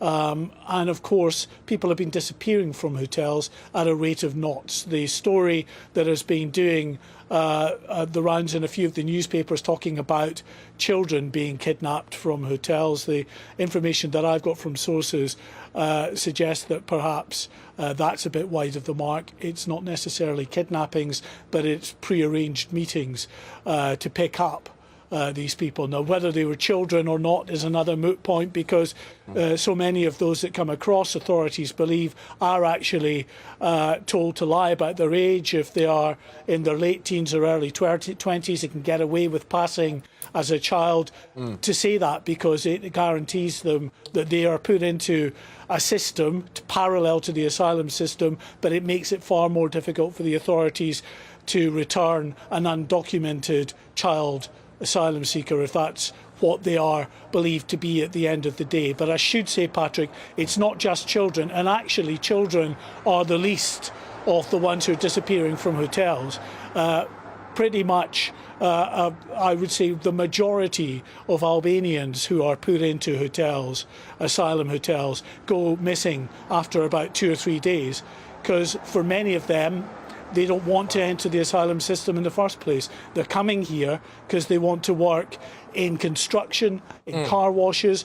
Many of them want to go and join up with criminal gangs and work in cannabis farms. Quite lucrative for them if they can manage not to get arrested. They do that for 6 months, a year, and then they return to Albania with all the money they've made here. Mark, thank you very, very much. Mark White there, our Home and Security Editor, reporting live to us from Dover. Now, just to summarise everything that's gone on there is, as Mark understands anyway, a boat currently on its way across the Channel, a small boat, being escorted by the French, whom we are paying rather a lot of money to be picked up at the dividing line by British forces, brought to England, to the UK, where they will then be, I suppose, processed, you could say, put in hotels. And as Mark was saying there, it is all too easy and all too often that people are simply adults, are simply lying about their age and saying that they are children. And then it becomes very difficult as well, if they do abscond, of course, to keep tracks on them. And that is, I think, especially pertinent when it comes to the next story that we're going to be talking about now, because earlier today, Afghan asylum seeker and convicted triple murderer Lawangin Abdulrahimzai, who entered the UK posing as a child, was sentenced to life imprisonment for the murder of 21-year-old Thomas Roberts. In Westminster, Immigration Minister Robert Jenrick has promised a Home Office investigation into the misread flags which led to the fatal stabbing and indicated that age verification measures could be on the cards in an attempt to prevent such tragedy in future. Just to summarise that, age verification measures, pretty basic stuff that can be done these days, is, in many cases, deemed to be against these people's human rights. In this individual's case, we had a fully grown man who'd already killed 2 people, convicted of drug offences, been rejected from asylum in another country and allowed to wander through numerous different safe countries, being put in a foster home in this country, fighting men for money on the streets, in possession of knives. He was flaunting this on social media, placed in a classroom full of children before going on to murder an aspiring Royal Marine. Whose human rights are we really protecting here? But anyway, he has been given that sentence today, and we can go now to our South West of England reporter, Jeff Moody. He's outside Salisbury Crown Court for us, where Abdul Rahimzai was sentenced. Thank you very, very much. Jeff, what is the latest there, then? Do you want to just summarise it for us, please? Sure. Well, in his sentencing, the judge said that Thomas Roberts did nothing wrong at all that night. He was simply unlucky to be in the wrong place and at the wrong time. Various mitigating circumstances were brought up in court, and the judge addressed these directly. He said that Lawangin Abdul Rahimzai would have suffered trauma earlier in his life growing up in Afghanistan. He said there can be no doubt of the effect of growing up in Afghanistan and witnessing the horrors of the war there. He said, I accept that his past life experiences have left him very damaged, affected how he reacts to other people and to certain situations. But he said this does have some effect on his culpability, but only to a very small extent. There is extreme violence was wholly unjustified.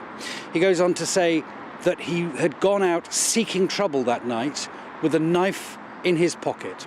The 26-second argument that led to the tragedy was entirely of his own making. Well, Simon Huxter, the senior investigating officer, spoke to us earlier on this afternoon. Thoughts are with the family and loved ones of Thomas Roberts, and I want to thank them for the dignified way that they have conducted themselves throughout the investigation and court proceedings. I would also like to thank all those from Dorset Police and the prosecution team who have worked tirelessly to achieve justice for Tommy and his family. Tommy's family and loved ones have suffered an unspeakable loss as a result of this horrific incident involving a knife. If anyone out there believes that someone is in a possession of a knife or offensive weapon, please contact the police immediately. Matters relating to the defendant's background and previous convictions have been shared with relevant agencies to ensure appropriate reviews are carried out and areas for learning identified.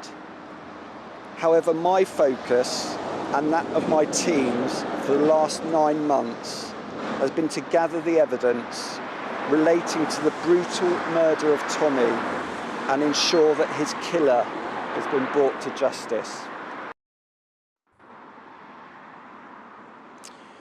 Well, before the sentencing, we heard some pretty harrowing victim statements, particularly one from Thomas's girlfriend, who talked about life now as being trapped in an endless cycle of disbelief. Well, he was sentenced to life in prison this afternoon, and he will serve at least 29 years. Thank you very much, Jeff Moody there, outside Salisbury Crown Court, just reacting to what is, I think, really a flagship incident, and one of which we hope we don't see any more of, but I think the British public have a right to be concerned that, unfortunately, we will. I'm just going to go to the inbox quickly now, because lots of you have been getting in touch with your thoughts on this convicted asylum seeker who murdered an aspiring Royal Marine. And John has said, I'm very worried that one day I will witness a terrorist attack on a scale this country has never seen before. We're opening ourselves up to great danger when we let all these asylum seekers in. When is our government going to safeguard British people first? And your fears, I suspect, was it John? It was John, are echoed right across the country at the moment, and it is a damning state of affairs. I've said it before, I'll say it again. How many people's human rights were affected at the moment as a result of this particular individual's human rights, supposedly anyway, being protected? He was, of course, with a foster family. He was placed in a classroom full of children. How many people were put at risk before he even went on to stab to death in a Spine Royal Marine? Joining me now is crime, justice and policing commentator. It's Danny Shaw. Danny, thank you very much, and thank you for coming into the studio. Just on that note, clearly this case has highlighted that we do not know if someone is, for example, a double murderer, a convicted drug offender. In fact, we can let them into classrooms with kids, into a foster family. And then on top of that as well, we have new reports coming out about people absconding or being taken from hotels. The British public have a right to be concerned. Absolutely. I mean, it shows that the asylum and immigration system and the border system is broken, in essence. I mean, if you're looking at this particular case, this was a failure by border staff at the UK border. That's where things go wrong, first of all. This man was allowed into the UK even though he'd had an asylum claim rejected in Norway. He was allowed in even though his fingerprints were apparently taken by the Italian authorities, and he also claimed that he was a child when in fact he was an adult. That has taken far too long to resolve that particular dispute. And then the conviction that he had for his double murder in Serbia, it looks as though that information was not passed on to the UK authorities until he had tragically committed this other murder. Until it's too late. And it's important to say, right, this is obviously the absolute worst-case scenario. It's difficult to imagine, if you were to even just make up a worst-case scenario, it's difficult to imagine one as bad as this. But it is, unfortunately, a scenario nonetheless. And when we look at the numbers of people coming across, and unfortunately we're not sorting out our border controls at the moment, it is reasonable to expect that something like this might happen again, as much as you would hate to see it. A wider crisis, for example. I mean, how do we actually get to... If I was going to ask a different question, why on earth are we paying for this guy in our prisons for the next 29 years? Well, that's the law. He's committed a grave crime in Britain, and therefore he's put on trial, he's sentenced, 29-year minimum term. I'm not quite clear as to whether he'll serve all of that here or if some of it will be served in Serbia, where, of course, he was sentenced in his absence for a double murder there. It's possible there will be some agreement or some arrangement with the Serbian authorities.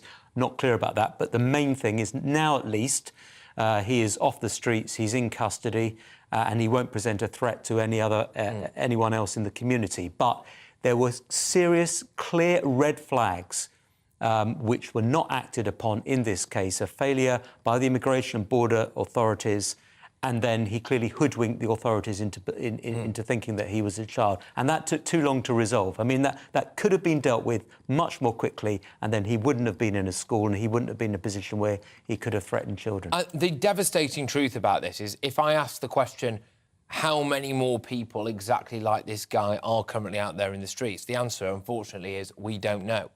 We don't know how many. I mean, we know that the asylum system is creaking. There are 150,000 applicants waiting for their cases to be determined. Some of them are staying in hotels. We've heard about the problems there when you've got children staying in hotels who are unaccompanied. Some of them go missing. 200 at least are still missing. The whole system is really deluged with cases. If you tackled the backlogs and you got a system that was speedy and fair and effective, then these sorts of problems wouldn't exist. But is the unfortunate truth for a lot of people who want to see our asylum backlog, reduced or eliminated, really, I suppose you could say, is that the only way to do that is to ramp up the amount of people we deport, and it appears to be incredibly difficult to deport people? Deportations have really slowed over the past 5 or 6 years. Not just deportations of people whose asylum claims have failed, but deportations of foreign national offenders, people with serious convictions in this country. The numbers have dropped over the last few years. There are some reasons for that, which we could explain. The COVID pandemic, etc., made travel very difficult. Other reasons to do with the countries we're trying to send them to won't accept them, won't accept the documentation. But also there have been promises made about agreements with foreign countries to accept some of these people. Not enough of those agreements, and they haven't been enforced clearly enough. So there's a range of different problems, but it takes hard work, Patrick, to tackle these problems, not sound bites. Well, this is it, isn't it? And I am getting sick and tired, as I'm sure lots of people are, of me sitting here every day, and it feels like you're banging your head against a brick wall, doesn't it? But there we go. Look, Danny, thank you very much. Appreciate you coming into the studio as well. That's Danny Shaw there, who is crime, justice and policing commentator, reacting anyway to that news that came through. 29 years is the minimum sentence for the asylum seeker who murdered an aspiring Royal Marine on the streets of this country. Not the first time he'd killed, of course, as we are well aware. How many more people, unfortunately, are out there like this guy? And the answer is that we don't know. You're with me, Patrick Christys, on GB News. Coming up, Keir Starmer has accused Rishi Sunak of being too weak to sack Nadhim Zahawi over the former Chancellor's financial affairs. The PM's hit back, though, and we'll find out what he had to say very shortly. That's all coming up after this next short break.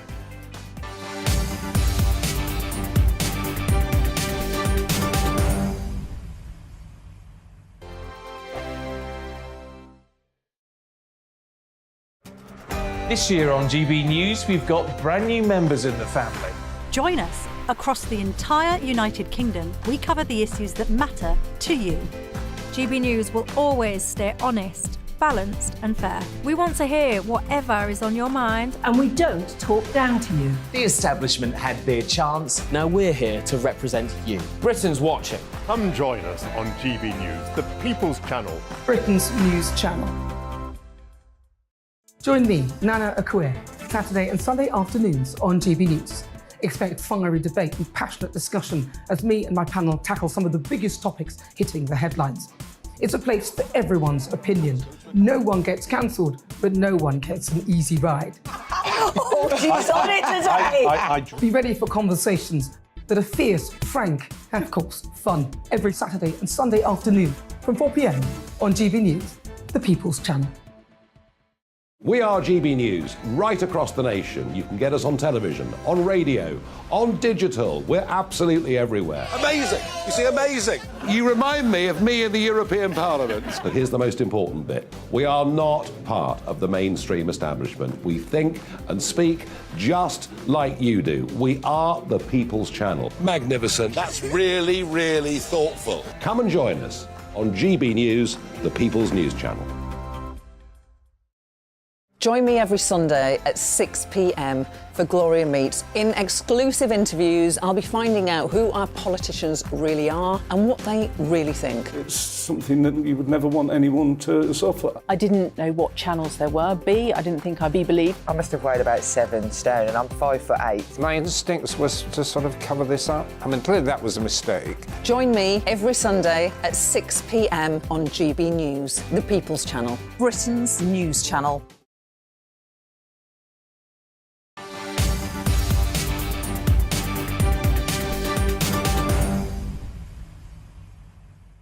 OK, welcome back. Let's crack on, because Rishi Sunak has defended his handling of Nadhim Zahawi's tax conduct during today's PMQs. It came when Labour leader Sir Keir Starmer accused him of being too weak to sack former Chancellor over his financial affairs. Issues in question occurred before I was Prime Minister. With regard to the appointment of the Minister without portfolio, the usual appointments process was followed. No issues were raised with me when he was appointed to his current role. And since I commented on this matter last week, more information has come forward. And that is why I have asked the independent advisor to look into the matter. Now, I obviously can't prejudge the outcome of that, but it is right that we fully investigate this matter and establish all the facts. Well, joining me now is GB News' political reporter Olivia Utley. There she is, Olivia. Yes, OK. I mean, is Nadhim Zahawi dead in the water? Well, at the moment, Number 10 is not actually throwing him out to the wolves, but Rishi Sunak has certainly distanced himself from Nadhim Zahawi. Last week, he was defending him to the hilt. Now he's essentially saying, not my problem, Gov.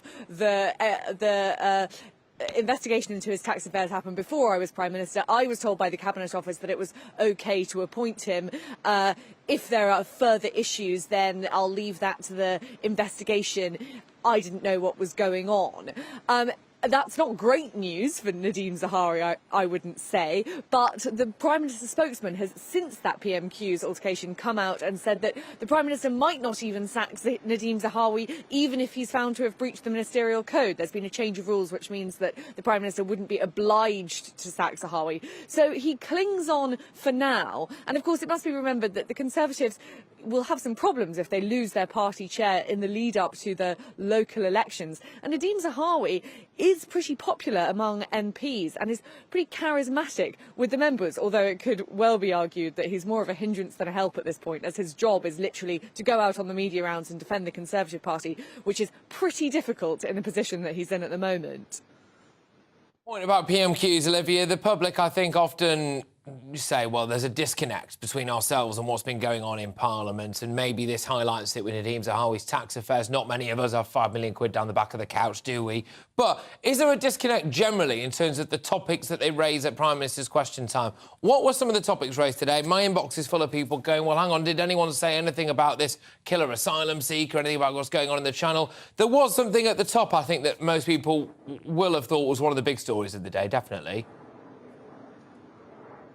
Yes, so Keir Starmer actually, it was rumoured beforehand that he would use all 6 of his allocated questions to talk about the Nadeem Zahawi affair, but actually he used his first 3, or it may even have been 4 questions, to talk about the Zara Alina case, horrific case which has gripped the nation this week, and the state of the probation services. The problem, of course, is that this man who went out and killed Zara Alina was on probation and was deemed a risk that a medium risk, when of course actually he was a high risk offender, and that did feel as though Keir Starmer was sort of hitting the nail on the head of the issues that really matter to the country. But yes, there is certainly a feeling that sometimes PMQs doesn't really reflect wider concerns of Great Britain, and to use the end questions to talk about the Nadeem Zahawi affair, which is in some ways a sort of SW1 issue, might have been deemed by some as not the most sensible use of his questioning.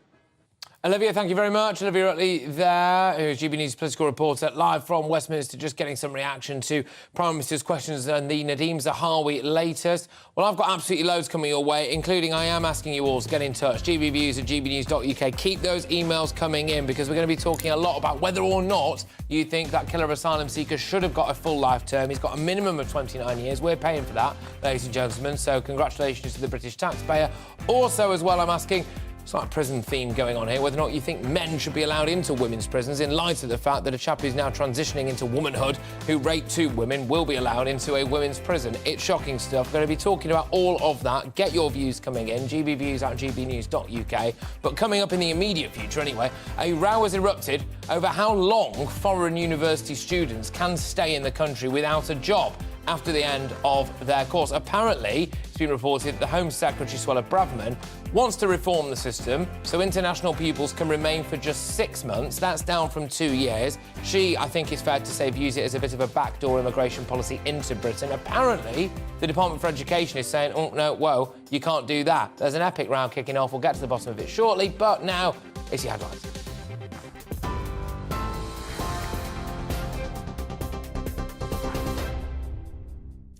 4:32, the top story. The Prime Minister has insisted due process is being followed regarding the former Chancellor Nadeem Zahawi's tax affairs, claiming no issues were raised with me when he appointed Zahawi to a ministerial role.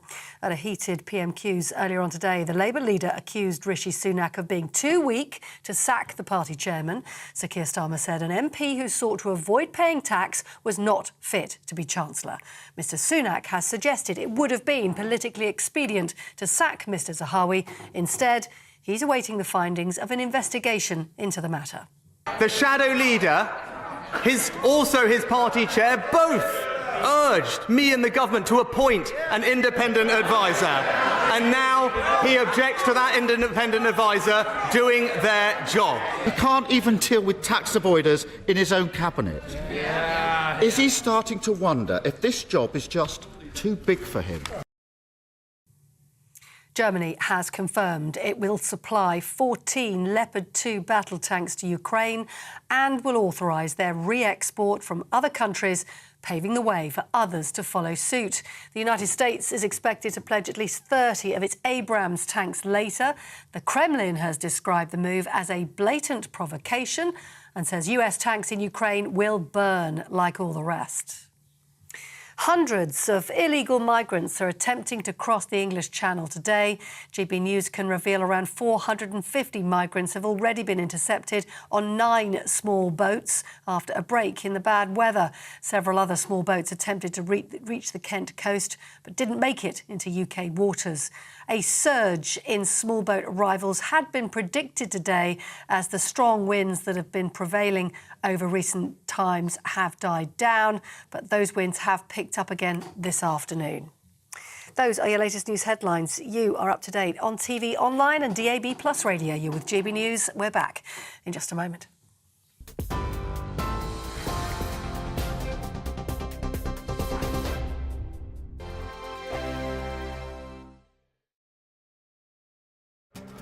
This year on GB News, we've got brand new members in the family.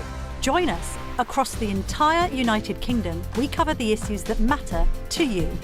GB News will always stay honest, balanced and fair. We want to hear whatever is on your mind. And we don't talk down to you. The establishment had their chance. Now we're here to represent you. Britain's watching. Come join us on GB News, the People's Channel. Britain's news channel. Monday to Thursday, 9 p.m. till 11 p.m. Join me, Dan Wootton. I'll bring you the sharpest takes and hottest debates. Do you not believe in prison? I don't believe in prison. I'm completely stunned. I guarantee you there'll be no spin, no bias, no censorship. I actually was personally quite offended by it. And no reason to go to bed. So I guess they've always been quite woke. That's Dan Wootton tonight on TV, radio and online. Monday to Thursday from 9 p.m. till 11 p.m. on GB News. The People's Channel, Britain's news channel.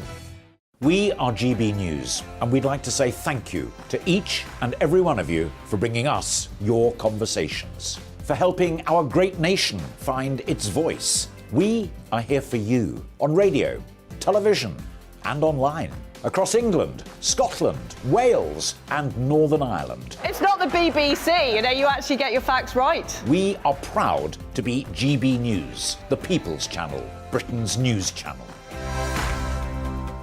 I'm Mark White. As GB News Home and Security Editor, I cover those key issues that are so important to you. Our authorities, our communities doing all they can to combat violent crime. With the public services under unbearable strain, why are we still failing to control our borders? Defence, the first priority of any government, has been continually hollowed out.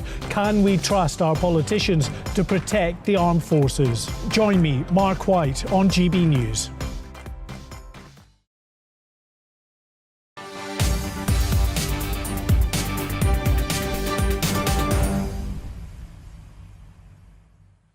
Well, we kickstart with a catastrophic row that's erupted between the Home Office and the Department for Education over how long foreign university students can stay in the country without a job after the end of their course. That's once they finish their course. That's according to The Times, and it says the Home Secretary is planning to reform the system so international pupils can't remain in the country out of work for the 2 years that they can now. Many people think that's just a backdoor into Britain, basically.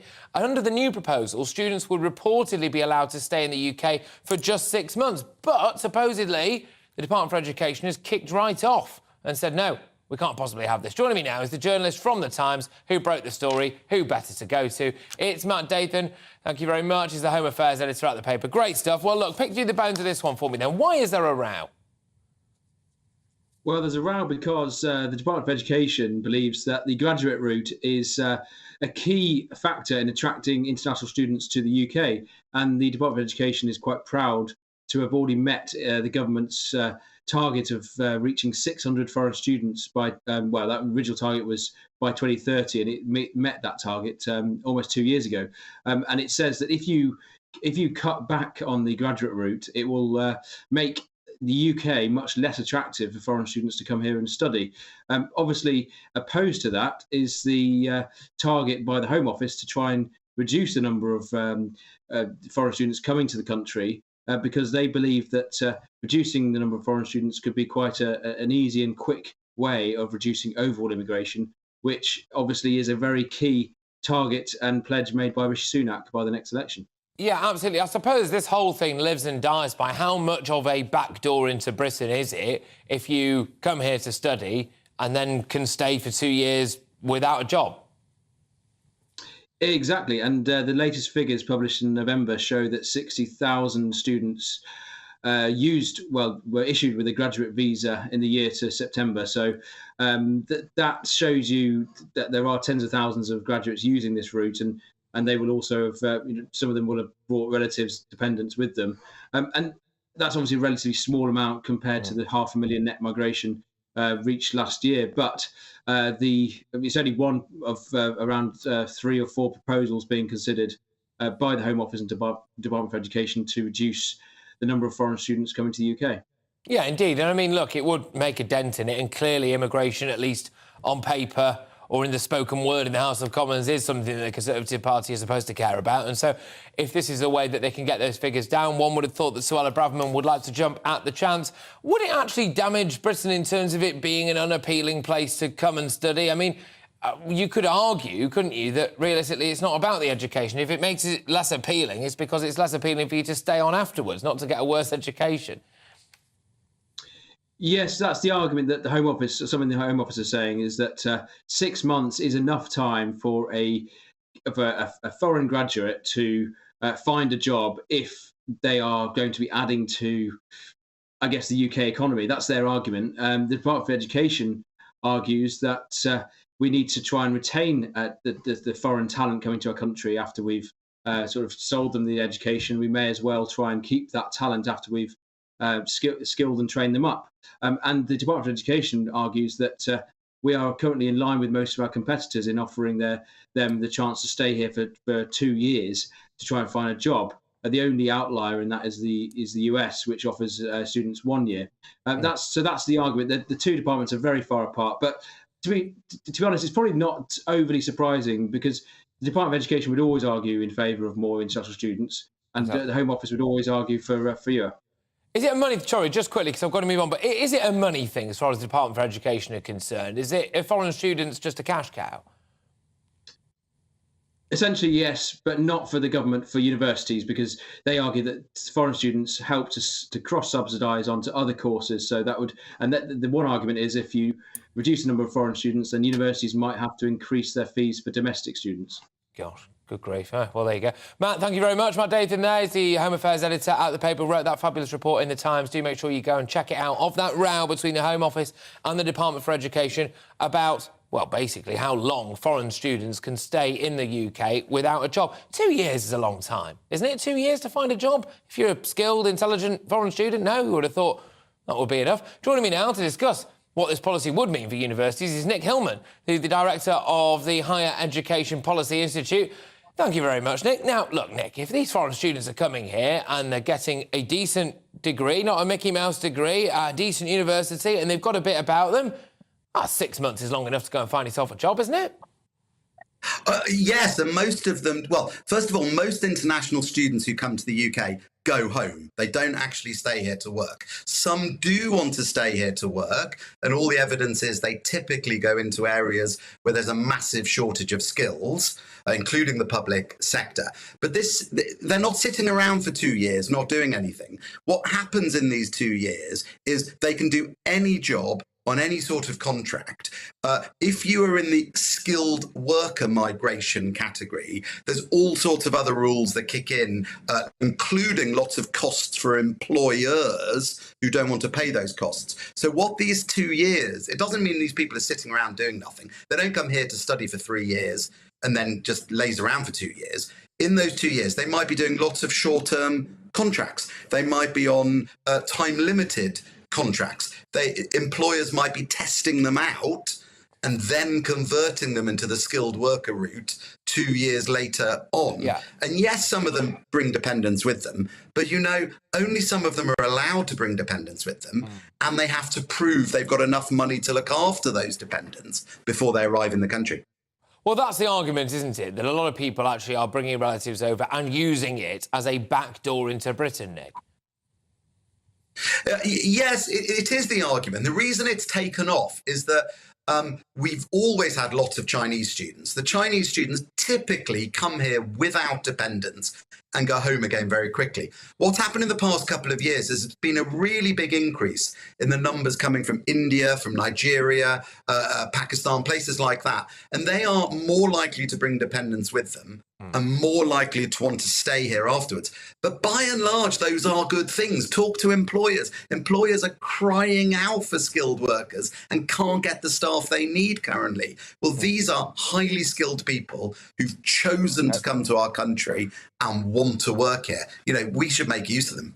Well, yes, absolutely. Nick, thank you very much. Nick Hillman there, Director of the Higher Education Policy Institute. I wonder who will win, ladies and gentlemen, Suella Braverman or the Department for Education. I remember vividly that I was once in a seminar at the University of Nottingham studying politics, where it was me and 6 Chinese people, none of whom spoke, as far as I could tell, a word of English, and all remarkably managed to get better grades than me, although that probably says more about me.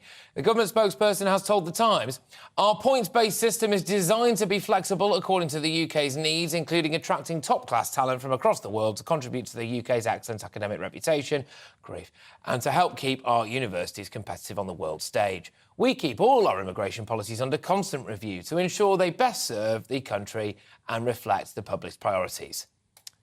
Now that's out the way. Back to our top story. GB News can reveal hundreds of migrants have crossed the Channel to reach the UK on small boats, with hundreds more expected before the end of the day. And I wanted to dip back into that because I wanted to dip back into my inbox. Loads of you have been getting in touch. gbviews@gbnews.uk. Jenny says, when are we going to get someone in charge that will make the British public feel safe again? More boats are coming across and nothing has changed. I shall be holding back my Good luck with this, Jenny. I shall be holding back my taxes until the situation gets sorted out.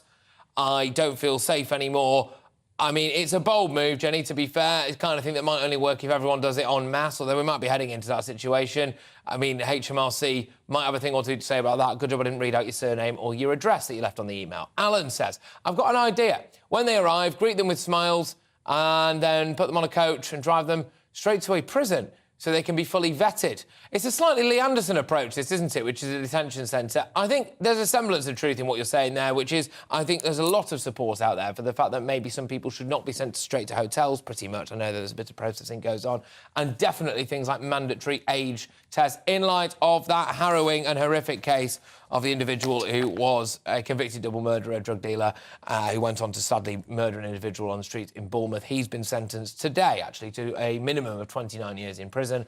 A lot of you are in my inbox saying, what do you have to do to get a full life term? But we're moving away from that now. More on Met Commissioner Sir Mark Rowley's mission to root out corruption and misconduct in the police force. He told the London Assembly Police and Crime Committee, that multiple Metropolitan Police officers are expected to appear in court each week to face criminal charges in the coming months. And it follows a flurry of scandals clouding public trust in police forces, including last week's exposure of PC David Carrick as one of the country's most prolific rapists. Joining me now in the studio is GB News' national reporter, Ellie Costello. Ellie, thank you very much.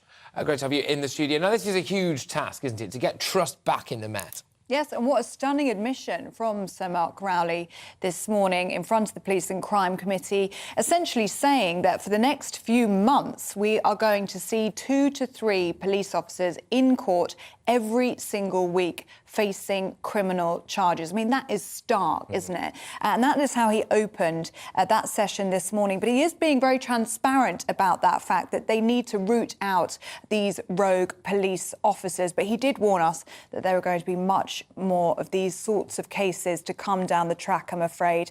And he did open that session this morning talking about David Carrick. He wasn't asked any questions about it. He just said, can I speak about this? Can I give a statement? And David Carrick is, of course, the officer who's pled guilty to 49 offences, including 20 counts of rape against 12 women spanning 2 decades as a serving Metropolitan Police officer. And Sir Mark Rowley was talking about the appalling criminality of David Carrick, and he said there are hundreds of police officers here that shouldn't be here, which was very open again. Sure. He reiterated his apologies to the victims, and he spoke about action. He has promised action, especially on women and building trust up for women in the Metropolitan Police Force, which I think many of us can agree is very important. And he did speak about Operation Onyx as well, which is basically that any historical claim of sexual misconduct or domestic abuse by a police officer that has already been investigated is going to be looked at again to make sure they got the decision right, because in the case of David Carrick, they didn't, and he continued to be serving as a Metropolitan Police officer whilst these allegations surrounded him. So pretty open from Sir Mark Rowley, and this is what he had to say about the cleaning up of the Metropolitan Police. You will see progress from us step by step as we chase more trust, less crime and high standards, which I'm focusing on here. We must improve dramatically for London.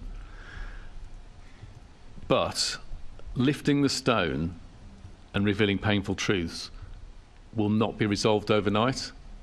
And I mustn't pretend it will do, and I hope you understand that that can't be done. We have to prepare for more painful stories as we confront the issues that we face. We've discussed before sort of the systemic failings that create these problems of these officers who corrupt our integrity.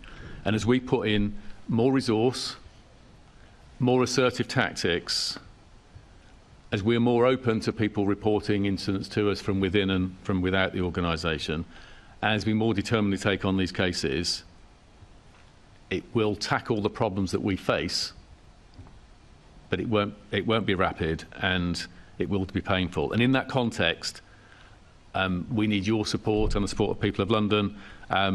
Please don't lose heart as we confront these issues, as we do this necessary and painful work to finally confront those and rid the organisation of those who corrupt our integrity.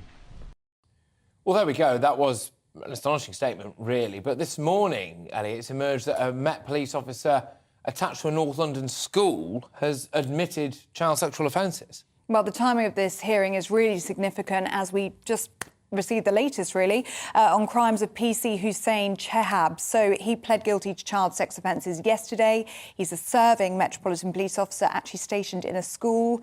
At the moment, he admitted 4 counts of sexual activity with a girl aged between 13 and 15, 3 counts of making indecent photographs of a child and sexual communications with a child as well. He will be sentenced in March. He did go through a vetting process, but because it actually hadn't been reported as a crime yet, of course, it didn't flag up on the system. But this is exactly what Sir Mark Rowley is talking about, that in order to drain the swamp, if you like, it is going to look a lot worse before it gets any better. Ellie, thank you very much. Ellie Costello, our national reporter. Gosh, right. Well, we're moving away from that now because the Princess of Wales is gearing up to launch a major campaign to help young children improve their life chances. She's believed to have called on experts from across the board to make people aware of the importance of early childhood development. Our GBNews reporter, royal reporter, Cameron Walker, joins us live from Windsor. Cameron, it's got a lot darker since the last time I spoke to you. What's been going on there? What's happening?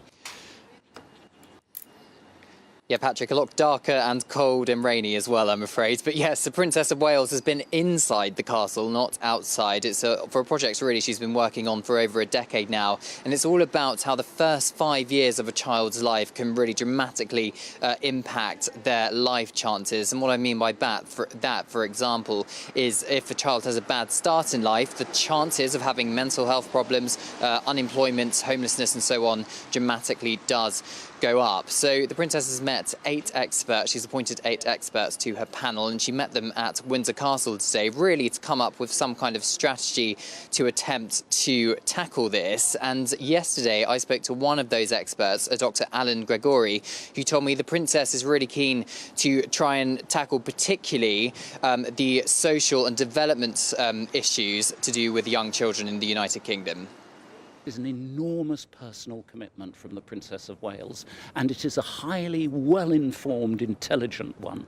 She really understands the science behind all of this and really is committed to making a big difference to everyone's lives.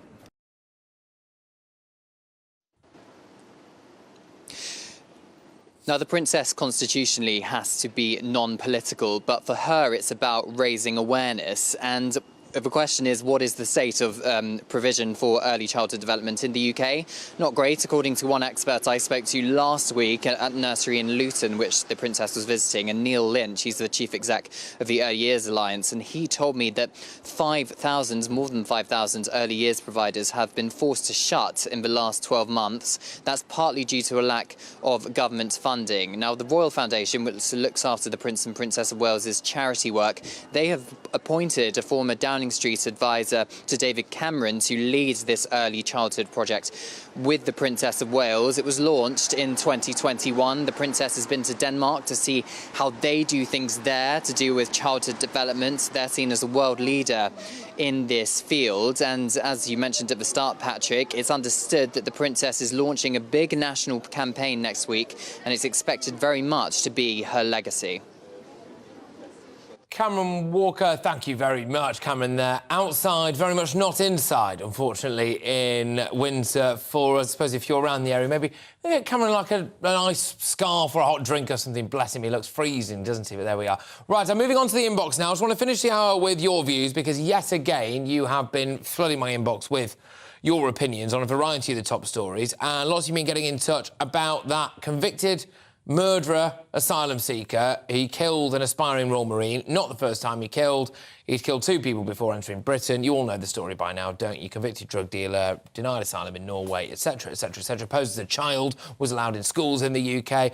It comes on top of the fact that we've been reporting as well of people going missing from asylum seeker hotels, and maybe not all quite as it seems when it comes to the headlines there about them being kidnapped. Mark White, our Home and Security editor, is, at least anyway, hearing intel that a lot of these people are, well, possibly not children to begin with, frankly, which I think we can all believe, and also as well whether or not they're being kidnapped or deliberately leaving to go and work in other areas of our society. And the fact of the matter is, ladies and gentlemen, at the moment, we clearly, when asked people in power and in authority, how many adults are currently in schools with children, claiming to be children, we don't know the answer to that. How many people who've been convicted for murder abroad are currently wandering the streets in Britain? We don't know the answer to that, and it is scary stuff. John says, I'm very worried that one day I will witness a terrorist attack on a scale this country has never seen before. We are opening ourselves up to great danger when we let people in without knowing who they are. When is our government going to safeguard British people first? Well, John, you would be forgiven for assuming that the human rights of other people count for more than the human rights of plenty of people in this country. What about the foster family who took this particular chap in, this triple murderer? What about the young girls in the school with him, the boys as well, who supposedly he was beating up, the wider public? What about the human rights of this aspiring Royal Marine who was sadly stabbed to death on the streets in Bournemouth as a result of this guy being allowed to walk amongst us, as it were? What about the human rights of people here? That's before you started on the taxpayer, who's paying £7 million a day or so for these hotels, and the rest. Anthony says he should never have been here in the first place. The government has blood on their hands and will continue to unless something is done, and done fast. And it's getting increasingly like this, isn't it? Blood on people's hands, and this is absolutely astonishing. Tori asks, why should our hard-earned tax money be spent keeping this guy in prison? This is in relation to the fact that Abdul Rahimzai, the individual involved in this case, has been sentenced to a life term with a minimum of 29 years. Now, not entirely sure, as it currently stands anyway, whether or not he will serve all of that in this country, some of it in Serbia, where, of course, he was convicted for shooting to death at close range 2 other Afghanis with an AK-47. So, you know, I mean, there you go. That says it all about him, doesn't it? But why are the taxpayers paying for this guy? Why can't we send him to Afghanistan, for goodness sake? Why can't we send him somewhere else? I don't know. Anyway, what do you make of it? Keep your views coming in, gbviews@gbnews.uk. I've got loads more coming your way as we ramp up to our final hour, 5 till 6, always the biggest hour on this show, so don't you dare move. We've got the live figures from Dover, almost 500 migrants illegally crossing the channel today. We have also got the shocking, startling case of a man who raped 2 women being allowed into a women's prison. All of this and much, much more utter lunacy coming your way very shortly.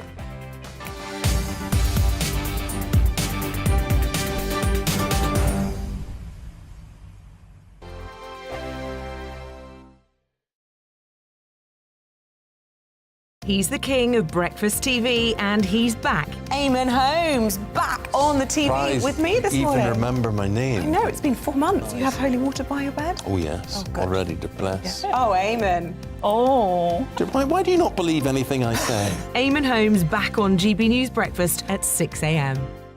Every weekend, it's Mark Dolan Tonight. Bigger and better, starting at 8 p.m. Friday and Saturday. Can't be too safe. Bring it on. Has there ever been a more innuendo feature? And Sundays, we're on at 9. It's ridiculous. Just get on with it. Maybe you should get a proper job. Only on GB News, the People's Channel, Britain's news channel.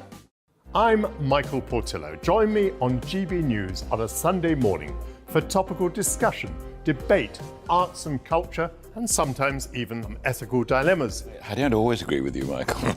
Michael Portillo, Sundays on GB News, the People's Channel, Britain's news channel. Hello, I'm Michelle Dewberry, and you can join me every weekday 6 till 7 on Jubes and Kerr. You're an inspiration to us all. Clip that bit up. Well, you are. That's my ringtone. My political ambitions those days are gone, I can tell you. She's only teasing. Go on. He's probably going to want to lay down now. I'll give him 2 minutes to have one.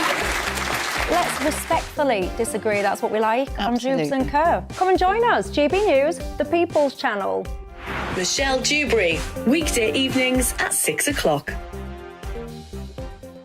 Monday to Thursday on GB News, it's Bev Turner Today from 10 a.m. We're going to be here for you, our GB News family, to keep you up to date, but also make you smile. The guy went from puberty to adultery. And I can't wait to bring a few of my own opinions. I have no time for cultural totalitarianism. We'll engage in passionate, but always polite debate, with your thoughts and opinions at the centre of it all. Only on GB News, the People's Channel, Britain's news channel.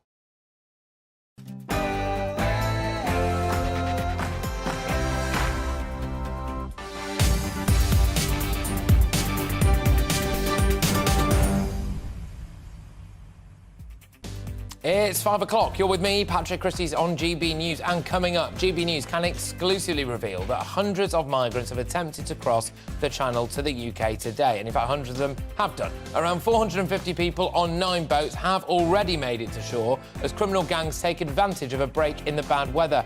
We will be going live to Dover to speak to our home and security editor, Mark White, who had that tip-off that today could well be a record day. The news comes as an Afghan asylum seeker and convicted triple killer who posed as a child to enter the UK, was allowed into schools with children, is sentenced to life imprisonment with a minimum term of 29 years after murdering an aspiring Royal Marine outside a Subway takeaway shop. Full life term, anyone? Why should we even be paying for him at all? Lots of questions to be answered there. And, crucially, the big one, how many more people like him are there? The answer, unfortunately, is we don't know. Also this hour, serious doubts over the reputation of our police force as the Commissioner for the Met claims 2 or 3 of his officers are expected to appear in court each week this year to face criminal charges as he looks to reform the force. Reform needed, clearly. Sir Mark Rowley was speaking after the case of PC David Carrick, who served as a Met officer for 20 years before being unmasked as one of the country's most prolific sex offenders. Shocking stuff. Talking of sex offenders, can you believe that a man who raped 2 women, before transitioning to become a woman, will now be placed in a women's prison in Scotland? The world's gone mad. And they've got no fans. A new poll suggesting Harry and Meghan's popularity in the US is at an all-time low as fans become fed up of the couple's oversharing and high-profile interviews in their Netflix documentary, which I was in, but I don't like to go on about it. I don't like to talk to people. Anyway, get in touch. Email me, gbviews@gbnews.uk. I want to know whether or not you think that the individual, that killer asylum seeker, should have been given a whole life term, and whether or not men should be allowed in women's prisons. 2 ones for you to go out there. gbviews@gbnews.uk. Now it's headlines.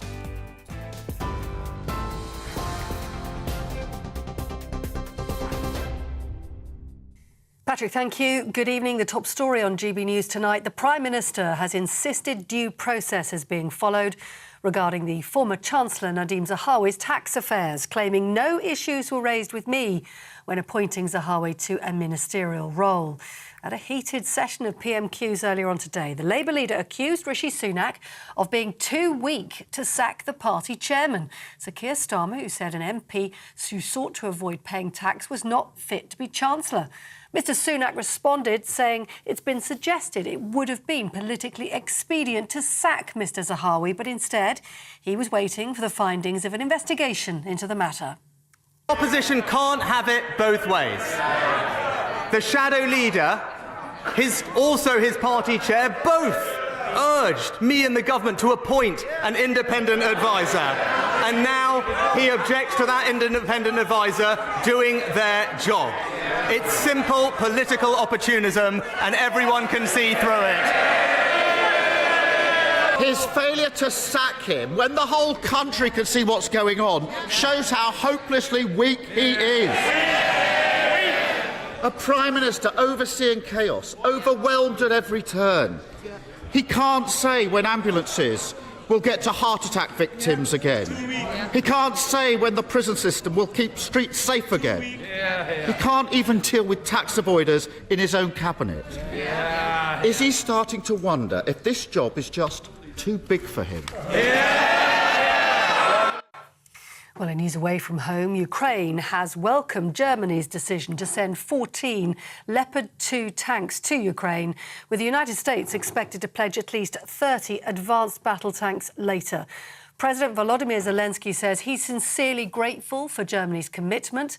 The German Chancellor, Olaf Scholz, also authorised other countries to send their vehicles too, following weeks of international pressure. He says it's the right decision in the face of Russian aggression and urged his country to trust him and the government. The Kremlin has responded, describing the decision as a blatant provocation, saying US tanks in Ukraine will burn like the rest. Here, hundreds of illegal migrants are attempting to cross the English Channel once again today. GB News can exclusively reveal around 450 migrants have already been intercepted on 9 small boats after a break in bad weather. Several other small boats attempted to reach the Kent coast today but didn't make it into UK waters. A surge in small boat arrivals had been predicted for today as strong winds had died down briefly before picking up once again this afternoon. The Met Police Commissioner has apologised to the public and says painful stories will emerge as 2 or even 3 officers face criminal court appearances each and every week. That's as the force attempts to root out hundreds of corrupt officers. Sir Mark Rowley has apologised to the victims of the former officer David Carrick, who pleaded guilty to 49 criminal charges, including 24 counts of rape. I think we failed as investigators, where we should have been more intrusive and joined the dots over his repeated misogyny over decades. And as leaders, our mindset should have been more determined to spot and root out such a misogynist. So as I say, I apologise to his victims, and I want to say sorry to all the women across London who feel let down by this and whose trust in policing is shaken by this. The funeral of 26-year-old Elle Edwards, who was fatally shot outside a pub on the Wirral on Christmas Eve, has taken place today in Wallasey. Miss Edwards was out with friends when a gunman opened fire shortly before midnight. She isn't believed to have been the intended target of the attack. 22-year-old Connor Chapman has been charged with her murder and will go on trial in June. Amazon workers in the UK are on strike for the first time today in a dispute over pay. The tech giant says a tiny proportion of their workforce are involved, claiming they're proud to offer competitive pay in a system which recognises great performance. But staff at the company's Coventry warehouse have rejected a proposed pay rise of 50p an hour as derisory due to the severe conditions it says its employees face, including timed toilet breaks. A GMB union member says workers have just had enough. The pressure cooker environment that they work in anyway, with the targets that they're expected to reach, they just wear them out, get rid of them, replace them. After all that, they just offered a 50p pay increase in the biggest cost of living crisis that we've had in decades. And I think when workers have got nothing to lose, you see them coming out fighting. Now, let's just bring you some breaking news we're receiving in the last few moments here at GB News. We're hearing that US President Joe Biden has said the US will be sending 31 Abrams tanks to Ukraine, and the US will train Ukrainian troops to use them as soon as possible. That coming, of course, on the back of the news that the German Chancellor, Olaf Scholz, has given the go-ahead for Leopard 2 tanks, 14 of them, to be sent to Ukraine as well. More detail on that coming in the next half hour. Patrick?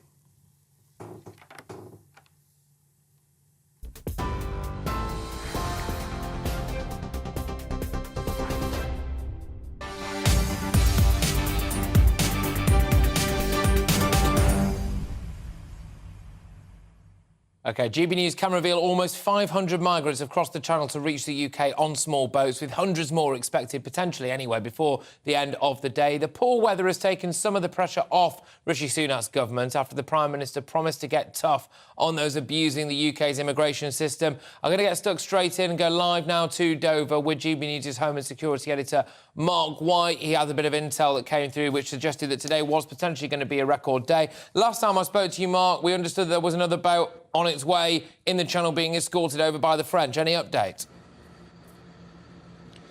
Yeah, the latest on that is that boat load appeared to have been picked up by the French and is now returning back to France.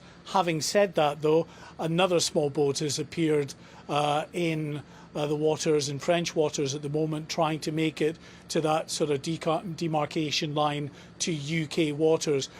It seems that as many boats that have crossed today, just as many haven't actually made it. Now, that's not unusual. It's tough going for these flimsy little inflatables with very small in power outboard motors attached to them to try to get across with, you know, quite strong tides that are going through the Channel. It's flat calm out there today, but it's still, as I say, tough going, and it's not unusual to see a significant percentage of the boats that leave the French beach trying to get to the UK, eventually having to turn round because they just can't make it any further. They run out of fuel or whatever the problem is, and then they return to France.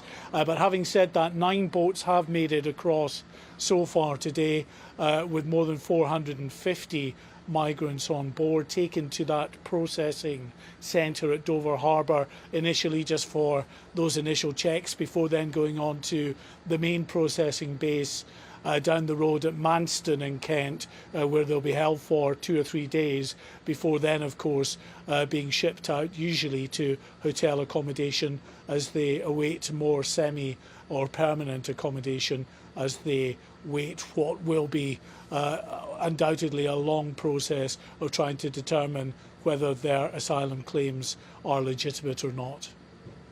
Indeed, Mark, you've been there all day and the weather appears to have broken somewhat. Of course, now it's getting darker and presumably a bit colder as well. But, yes, the fact is that they're showing no sign of abating, is it? Despite the fact that it's a new year and Rishi Sunak, you know, pledging to get tough, this is still happening. Yeah, well, we've heard it from the Prime Minister. This is a top priority. He wants to get to grips with the small boat crisis. But today has shown absolutely that any time there's a break in the weather, you'll get a surge in small boats coming. They've not been able to do it really for many days over the past couple of months because unlike last year, November actually was the busiest month of the year last year. This November and December were very bad in the Channel. That's continued into January. So since January the 1st, there's only been a few days that there has been weather that's just about passable for these boats to come. Today, much better. That's why we're getting high numbers again today. Now, the last boat to come into Dover was about an hour and a half ago, and that Border Force vessel was carrying the occupants of 2 small boats, about 100 people that were plucked from the middle of the English Channel and taken here to Dover Harbour. And as I say, it just goes to show that, you know, whatever Rishi Sunak might say about the government's determination, actually whatever they implement will not be quick and it will not be simple because they can be more effective in terms of the operations in the Channel. In other words, identifying the boats as they come across and picking up those on board the boats, but actually trying to tackle the people smuggling gangs on the other side of the Channel is much more difficult. The National Crime Agency is working ever more closely with their French colleagues, but it's a lucrative business. The criminal gangs are highly organised now. They have a ready supply of boats coming from China that go to Turkey and then are shipped to Germany for onward transferal to France, where they're assembled and sent across. There's no shortage of supplies. There's no shortage of criminals willing to take up an enterprise that on a good week can net them many millions of pounds. Yeah, exactly, Mark. And as you were talking then, we were playing some footage that came to us about an hour ago anyway, of those very boats that you were talking about, of those very people you were talking about. And in light of the story that I'm going to cover next, which is about this asylum seeker who was convicted of a double murder in a different country, drug dealing, etc., came over here, pretended to be a child, was in a school with British kids, did go on to murder an aspiring Royal Marine as well. Mark, the public, I think increasingly now more than ever, have a right to be concerned about public safety given what's going on in the Channel, don't they? Well, one of the biggest issues, I think, as far as the authorities are concerned, is they just don't have a handle on who is coming across, because the way in which the people smuggling operation works is that the people smuggling gangs, the criminal gangs, tell those coming across that the best way to ensure the most favourable outcome in your asylum process is clearly to have a good and a strong backstory, and that will often require them, as far as the people smugglers are concerned, throwing away passports, other documentation, mobile phones. We captured images of them doing just that late last year, tossing their mobile phones into the Channel. Now doing that endeavour makes it so much more difficult for authorities here to try to bottom out who these people are, if they are coming from the country they say they're coming from, if they are the age they say they are, what their backstory is. And when you're facing that kind of difficulty in trying to get that background information on individuals, then it is very difficult at the end of the day to determine whether someone has a legitimate claim to asylum. And often what the authorities here will do is to err on the side of the asylum seeker if there is no evidence to the contrary. But regardless of what they do, there's a huge logjam because of the volume of people who've been coming across. 46,000 last year, and the authorities expecting the potential for another significant surge in small boat arrivals this year, depending, of course, on the weather. That's the one saving grace for this government, really, is the weather over the last few months, or there would have been much more pressure on Rishi Sunak and his government.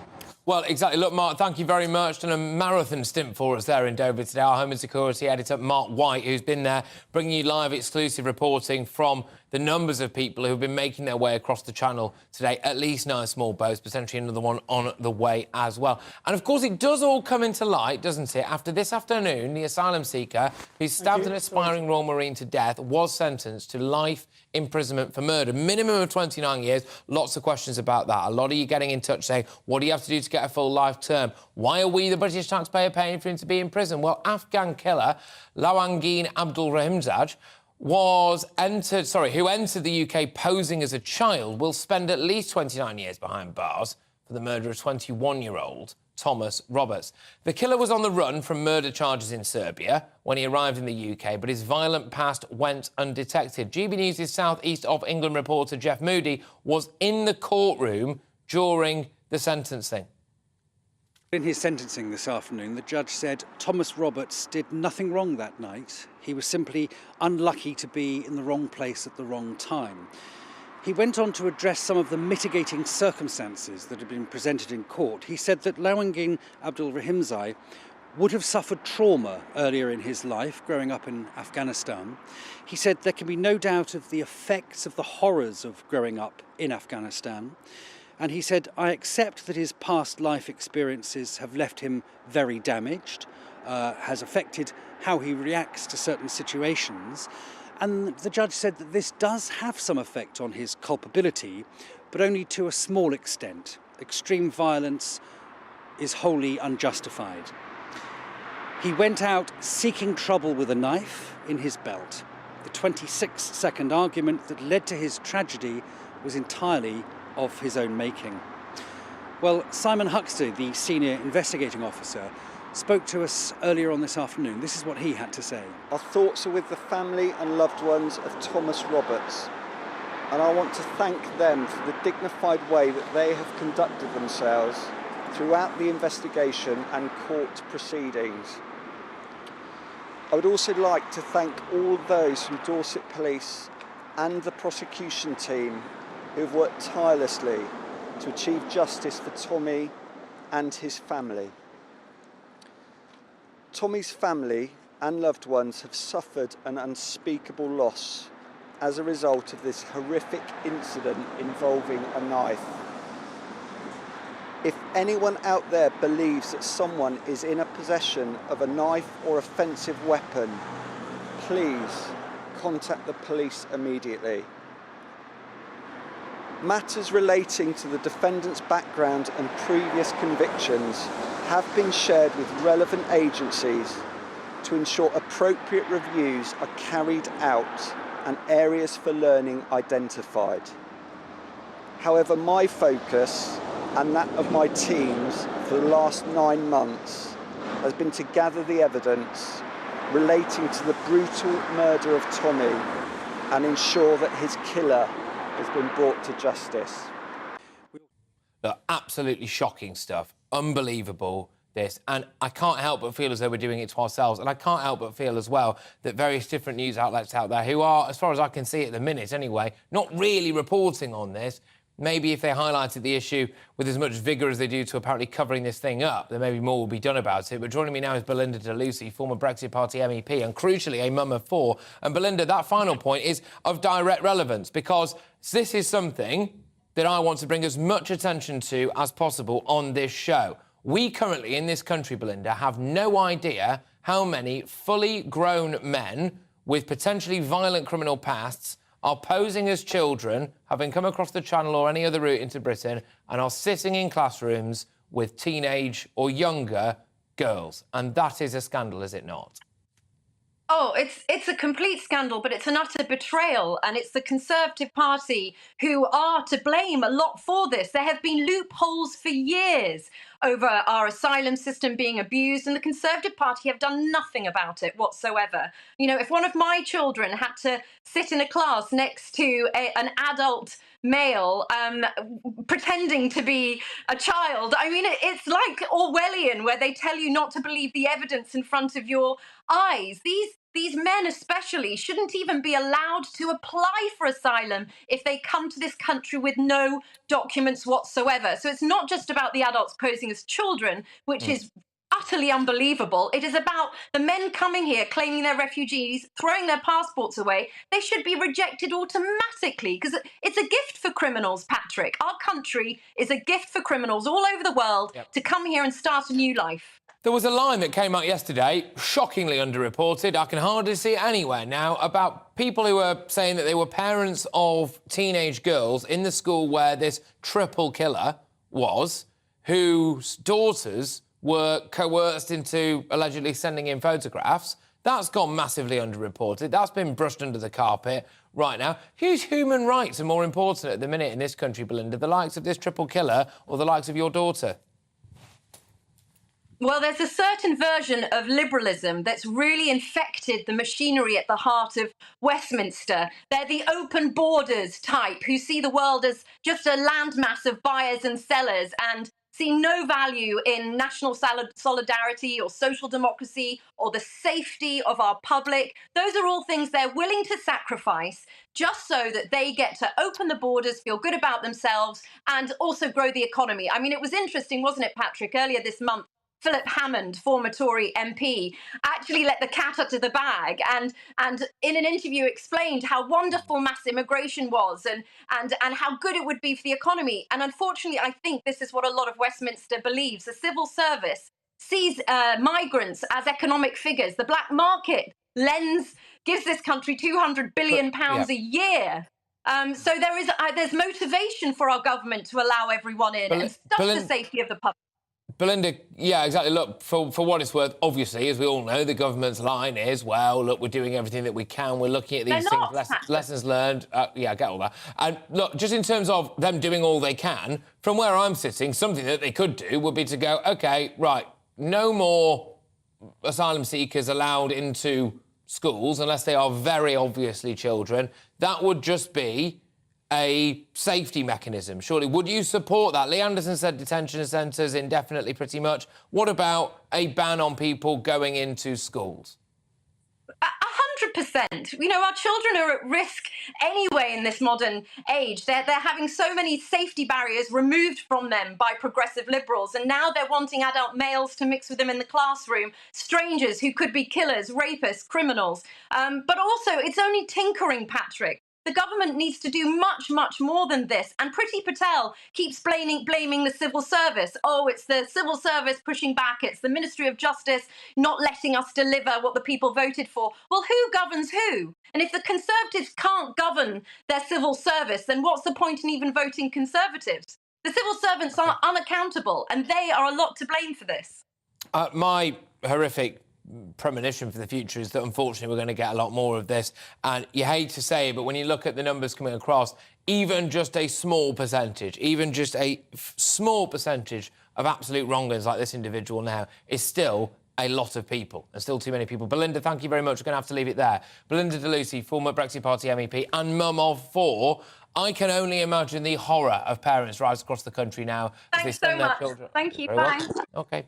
Who send their children off to school and wonder, what is this 40-year-old man doing in my kid's maths class? Anyway, you're with me, Patrick Christys, on GB News. Coming up, earlier, the Met Police Commissioner made shocking revelations that several of his own officers will face criminal charges as part of his mission to root out corruption. I'll be back in a tick.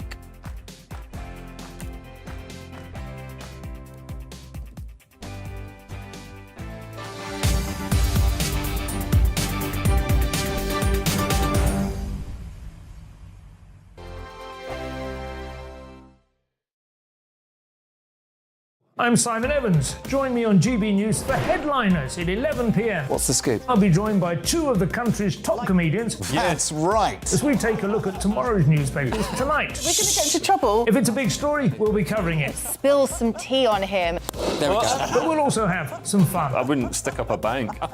My father didn't love me. So anyway. Headliners every night from 11 on GB News, the People's Channel, Britain's news channel. Join me, Patrick Christys, Monday to Friday, 3 till 6. We tackle the day's news agenda like you've never seen before. It's high tempo, high octane, the most controversial topics and the best guests. You will not be able to take your eyes and ears off it. I'm not afraid to ask the questions that you really want answered. 3 till 6 p.m, Monday to Friday on GB News, the People's Channel, Britain's news channel.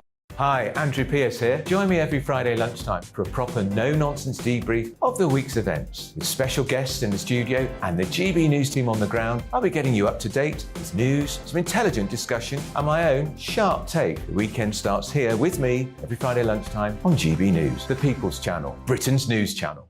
I'm Andrew Doyle. Join me at 7 o'clock every Sunday night for Free Speech Nation, the show where I tackle the week's biggest stories in politics and current affairs with the help of my 2 comedian panellists and a variety of special guests. Free Speech Nation, Sunday nights from 7 on GB News, the People's Channel, Britain's news channel. We are GB News, the People's Channel. And right across the United Kingdom. You can find us on Sky Channel 512, Virgin Media Channel 604, Freesat Channel 216, Freeview Channel 236, and YouView Channel 236. You can also take us with you on DAB Plus Radio. With the GB News app and at the website gbnews.uk. We're absolutely everywhere. Come join us on GB News, the People's Channel, Britain's news channel.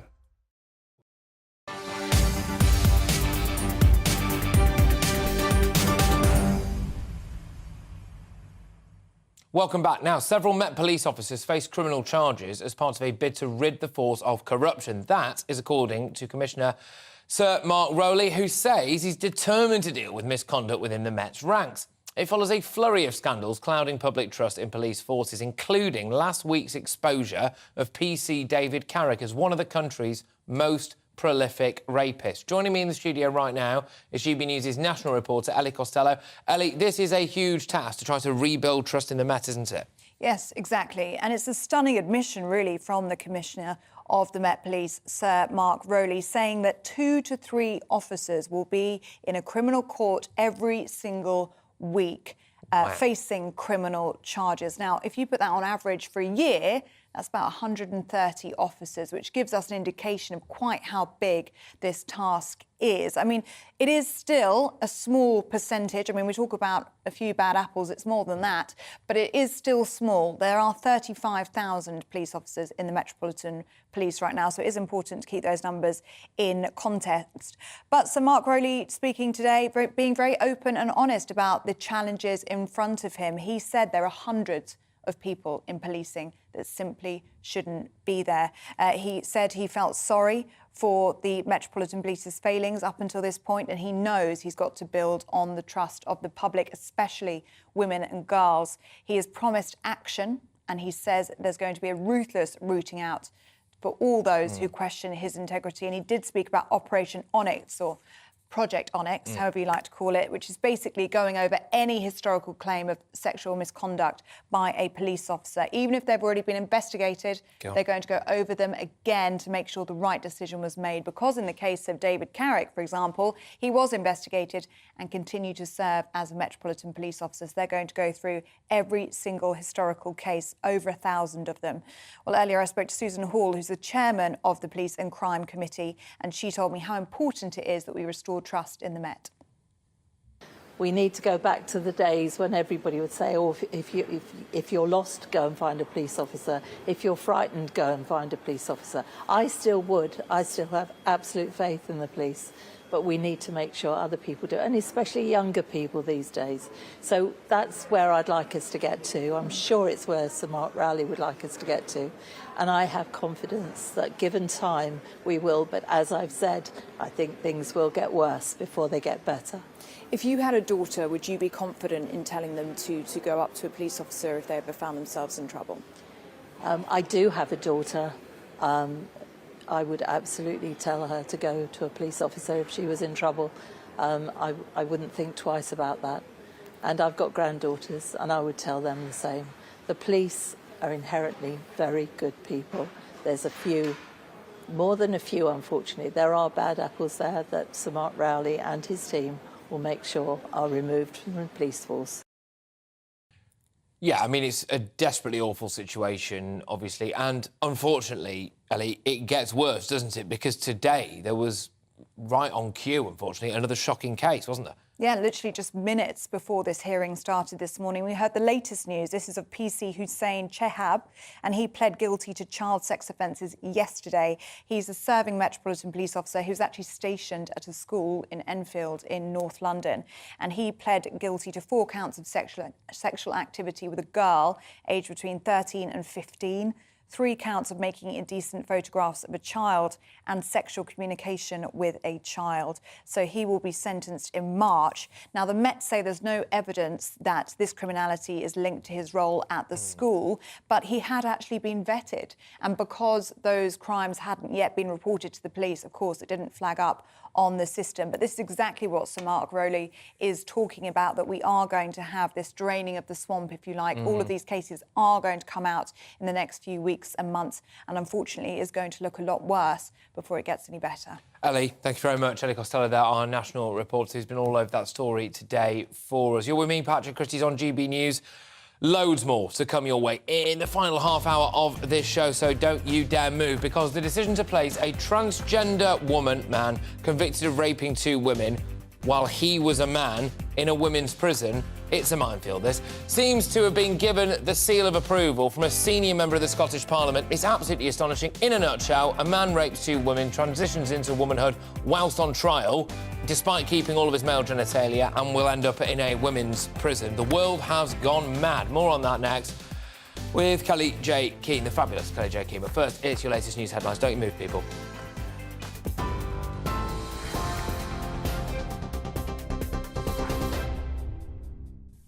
Patrick, thank you. And the top stories this hour. The Prime Minister has insisted due process is being followed regarding former Chancellor Nadhim Zahawi's tax affairs, claiming no issues were raised with me, he said, when he appointed Zahawi to a ministerial role. At a heated PMQs earlier on today, the Labour leader accused Rishi Sunak of being too weak to sack the party chairman. Sir Keir Starmer saying an MP who sought to avoid paying tax was not fit to be Chancellor. Mr Sunak has suggested it would have been politically expedient to sack Mr Zahawi, but he's awaiting the findings of an independent investigation into the matter first. Also in the headlines, President Joe Biden has announced within the last hour the US will be sending 31 Abrams tanks to Ukraine. Speaking from Washington about continued support for Ukraine, Mr Biden said the US will train Ukrainian troops as well to use those vehicles as soon as possible. And that comes hot on the heels of the news that Germany has already confirmed it's going to supply 14 Leopard 2 battle tanks to the war-torn country, as well as authorising their re-export from other countries. The Abrams tanks are the most capable tanks in the world. They're also extremely complex to operate and maintain. So we're also giving Ukraine the parts and equipment necessary to effectively sustain these tanks on the battlefield. And we'll begin to train the Ukrainian troops on these issues of sustainment, logistics, and maintenance as soon as possible. Delivering these tanks to the field is going to take time. Time that we'll use to make sure the Ukrainians are fully prepared to integrate the Abrams tanks into their defenses.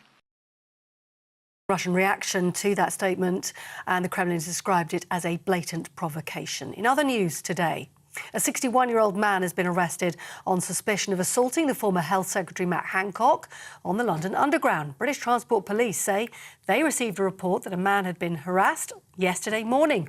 The suspect remains in custody and inquiries are ongoing. Those are your news headlines. You are up to date on TV, online and DAB+ radio. You're with GB News. Stay with us.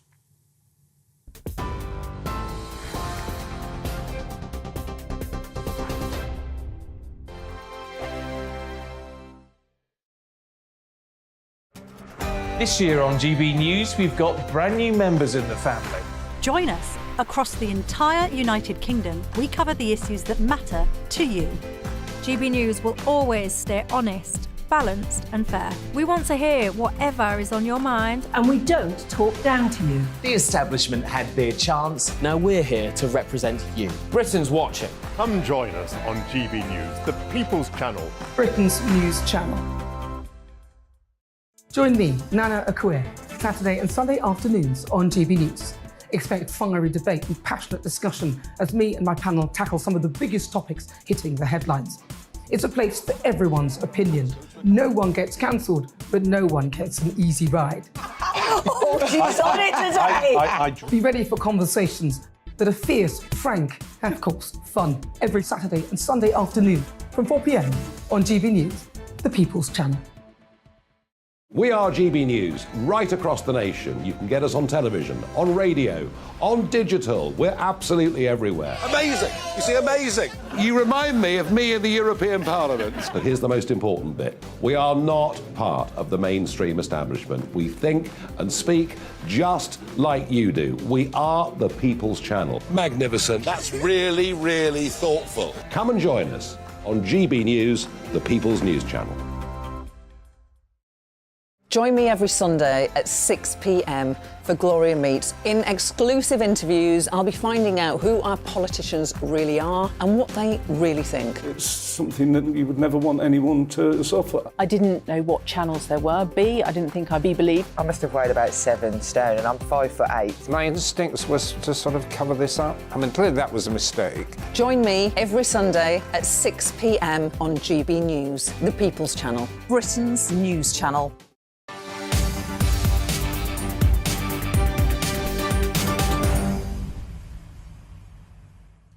OK, people. Scotland's Justice Secretary has expressed faith in the Scottish Prison Service's decision to place a transgender woman convicted of raping 2 women while he was a man in a women's prison. It's, to be honest with you, quite difficult for me to say all of that, actually. Isla Bryson began his transition to become a woman after being found guilty of 2 rapes as a man. Currently being held in a segregated unit in Stirling Women's Prison, it will be up to officials which gendered prison he will be incarcerated at. With me now is Kelly J. Keane, founder of Standing for Women. Kelly, this is an absolute shocker. I quite literally struggle to say the words here, not because I've got any fear of misgendering anyone, just because apparently political correctness gets in the way of all this nonsense. So we have a man who raped two women and then transitioned into womanhood during a trial, who's now going to be in a women's prison. Have I woken up and gone to hell? Shocked. I'm telling you, I'm absolutely shocked that somebody convicted of two violent, grotesque rapes would then call themselves a woman to try and get into a women's prison.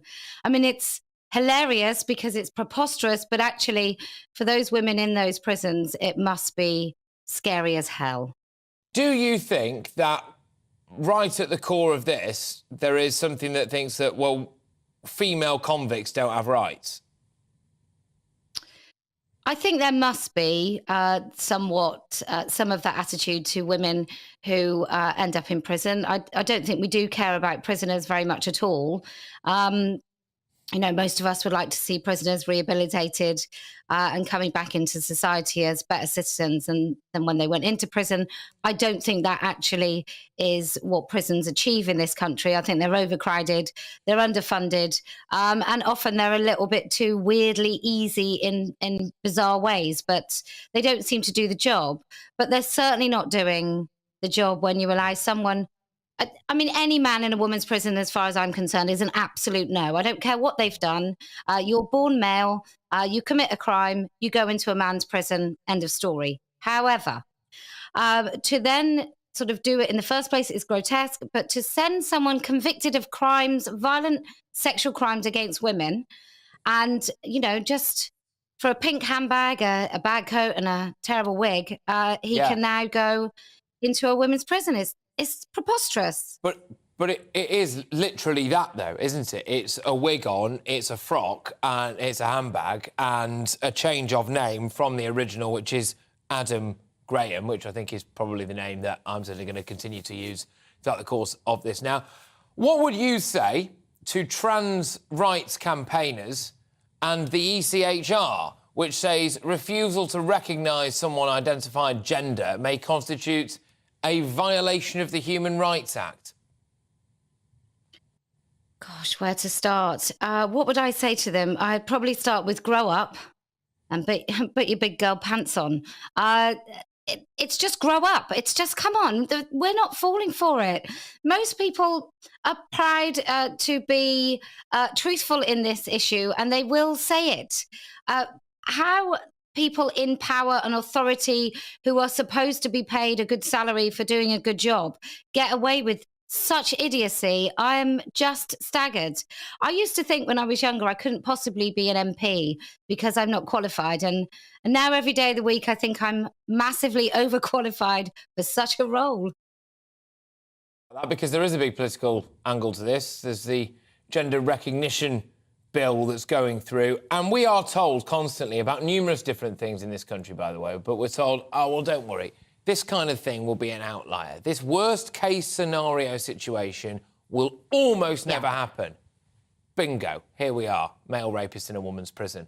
Does this bill make it any more likely that this stuff will happen on the rag? 100%. Look, the Gender Recognition Act in the United Kingdom, when they were debating it back in the 90s, probably before you were born, Patrick, when they were debating it back in the 90s, Norman Tebbit talked about the danger of these men ending up in women's prisons. And he was treated as if he was saying the most ridiculous thing anybody had ever heard, because that would never happen.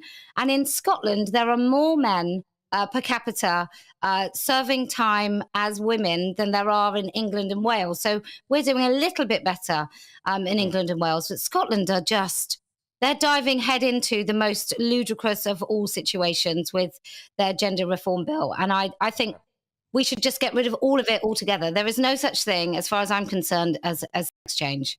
OK, very, very quickly, Kelly, sorry to put the squeeze on you on this situation, but would you back some kind of public vote on this? Because this is where it all falls down for me. You have a fraction of a percentage of people for whom they actually really care about this, an even smaller percent who are bonkers decision makers, some would argue, in various different houses of our political forums in this country making these decisions. A public vote would knock this out the park, would it not? A public vote would, but women's groups would have to be given the opportunity to speak, because we are all too often silenced. But yes, a public vote. Kelly, thank you very much, as ever. Kelly J. Keane there, founder of Standing for Women. Right, we're moving on from that. I've hardly got any time to rattle through this, but important stuff. Prince Harry has set more than one record with his debut memoir. Yes, that's right. While Spare enjoys its accolade of fastest-selling non-fiction book of all time, his popularity, especially in the US, is moving quickly in the opposite direction. You hate to see it, don't you? In an exclusive poll for Newsweek magazine, results showed that Prince Harry had dropped a whopping 45 points in public opinion in the US, while Meghan had dropped 36 points. The plummet in popularity coincided with the release of Harry's memoir and his various bombshell interviews, the Netflix documentary. Don't bring it up, people. I don't like it when people bring up the fact that I was in that. Anyway, joining me now, live from the States, is royal expert. It's Kinsey Schofield. Kinsey, they are about as popular as Novichok over there now, aren't they? I do remember hearing your voice on that documentary, Patrick, and I got goosebumps. But, you know, they could learn a lot from the royal family. Less is more. I think this is the result of overexposure and, they're sharing way too much information. We did not need to know about the Elizabeth Arden cream, et cetera, et cetera, et cetera. So I think that this is just a result of oversharing. Yes, and it's interesting because I think it's one thing moving away from Britain, it's another thing moving to America and being popular over there. But clearly now Harry and Meghan are not popular over there, which lends me to think that maybe they're not popular anywhere. Well, I think Americans are waiting for them to begin their life of service. And the problem with fame, which Meghan Markle has chased all of her life, is that the bigger you get, the more the public holds you accountable. And we're seeing a lot of lies. We're stumbling upon a lot of inconsistencies. Remember when they left the royal family, they told us they were going to be working with grassroots, independent journalists. That's not Anderson Cooper. That's not, ITV BFF with Harry. So I think that Americans are looking at them starting to question a lot of their motives and starting to really pay attention to what they say versus what they do. I can't help but wonder, Kinsey, if Harry's popularity keeps falling to near record levels, what does this mean for the marriage? Oh, you are so bad. You know what this means for the marriage. It's going to be Johnny Depp and Amber Heard 2.0. You know exactly what this means for the marriage. But I do think that if Harry and Meghan, with the popularity the way it is today, were to approach Netflix or Spotify, there's no way they would get the kind of paychecks that they got for those projects. The return on investment is clearly not there at this point in time, and it's time for them to rebrand. Well, this is it. How do they do it then? I mean, we don't want to give them too many tips, but is there anything that Harry and Meghan could do from this point to wrestle those popularity ratings back up with the American audience? I'm going to tell you something you do not want to hear. Here in the States, the conversation is Harry and Meghan need to apologize and they need to move back to the UK. That is literally what we're saying here in America, that they need to move back to the UK. I know that that's the last thing you want, so I apologize for bringing you that information. Well, we will apparently let almost anyone back in, so it doesn't appear to matter too much. I'm sure they will find their way back in. But so do Americans, seriously now, want Harry and Meghan to leave America? I don't know if we want them to leave America. I just think that we realize that the only thing interesting about them are their relatives. They're not interesting people. They're not exciting people. They really provide there's nothing inside of them. They don't provide anything. And I think that what we liked about them was their relation to the British royal family. So if they want to continue to be of value to anybody, I think that they've got to be closer to the British royal family. There you go. You've heard it here first. The voice of the American public, Kinsey Schofield, revealing live here on GB News that the only way for Harry and Meghan to become more popular in America is if they came back here to the UK. Kinsey, always an absolute pleasure. Thank you so much. And I will talk to you again very, very soon. Kinsey Schofield there, who is live from the States and is, of course, a royal expert reacting to the bombshell lack of popularity for Harry and Meghan. Who would have thunk it, eh? Who would have thunk it? More of me in the Netflix series. That's what they needed. Lots of you have been getting in touch, though, with your thoughts on that transgender individual who is currently being held at a segregation unit at a women's prison in Scotland for raping 2 women when they were a man. Yeah, I know, me neither. But anyway, Paul says, surely if a crime is committed by a male, they should be tried as a male and kept in male prison. It is interesting, though, that reports say that this individual only started transitioning once they'd been charged as well. So this whole transition, which as far as I can tell involves a wig, a pink jacket and a handbag, because supposedly all of the equipment is still there, that happened only after they were caught. Anyway, Alexander says, should a man be in a woman's prison is the most absurd statement. Yeah, I know it is. How anyone can think that this is right. But it appears to me, though, that they're just trying to desperately appease a fraction of a percentage of people at the expense of wider society and then bracking it up as being progressive and woke and good. What is progressive and woke and good about a male rapist being put in a woman's prison? It's almost as absurd, isn't it, as having a double murderer in a kid's school in the UK. But there we go, that happened as well. Jane says, surely this poses a huge risk for the safety of female inmates. This person in question has literally been charged of rape. That, in a nutshell, is it, Jane, yes. Gareth says, in my opinion, Sturgeon's Scottish gender recognition bill is beyond evil. And this case is a prime example of why our government has rightly blocked it. Look, for anyone who goes, well, come on, it's just the odd little case. Well, here's one straight off the bat, isn't it? And I expect that more and more of this will be done. You have to question them. I'm sorry, but you have to question the motives of somebody who's been charged, convicted of such a serious offence as rape, who is desperate to get into a woman's prison. Anyway, OK, well, that's, I would argue, some very serious stuff that we've now got out of the way. And thank you very much for everyone who's been emailing in, gbviews@gbnews.uk. We are now, thankfully, moving on to something a little bit different, rather different, actually. A much-needed break, I think, from all of that serious, heavy stuff. Scots around the world are celebrating Burns Night tonight in a celebration of the country's national poet. In the spirit of this, my producers thought it would be a good idea... What? For me to sample some of Scotland's delicacies. Here we go. Joining me first is Tom Courts, who's Scottish haggis champion. Oh, here we go. Scottish haggis champion since 2019. Great stuff. Thank you very much. Well, happy Burns evening. It is now evening, isn't it? Congratulations. Yeah. You're top dog in the haggis game. What's in a haggis? Well, it's the main components are beef offals and your own secret blend of spices. I think it's fair to say that all the independent Scottish craft butchers make their own haggis, and sometimes it's a recipe that's been handed down the generations. Like in my case, I used my father's recipe that once I took the business over, I spent about 10 years trying to make better, and eventually got a product that I thought was top-notch, and that has been proved. I've been Scottish haggis champion for a few years now, and we sell tons of the stuff.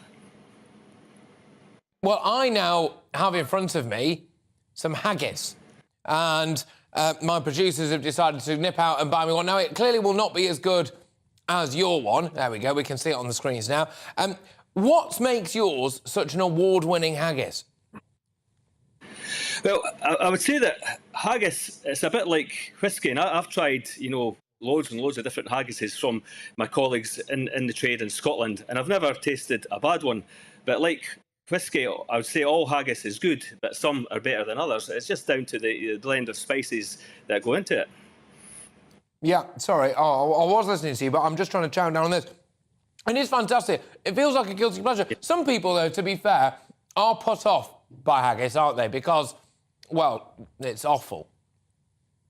Well, but people eat offal in other ways, liver, kidneys, and tripe. Back in the days of Rabbie Burns, haggis was seen as a peasant food, cheap to make, but it's evolved since then into something of a delicacy, and you can find it on the menus of fine dining restaurants throughout the UK.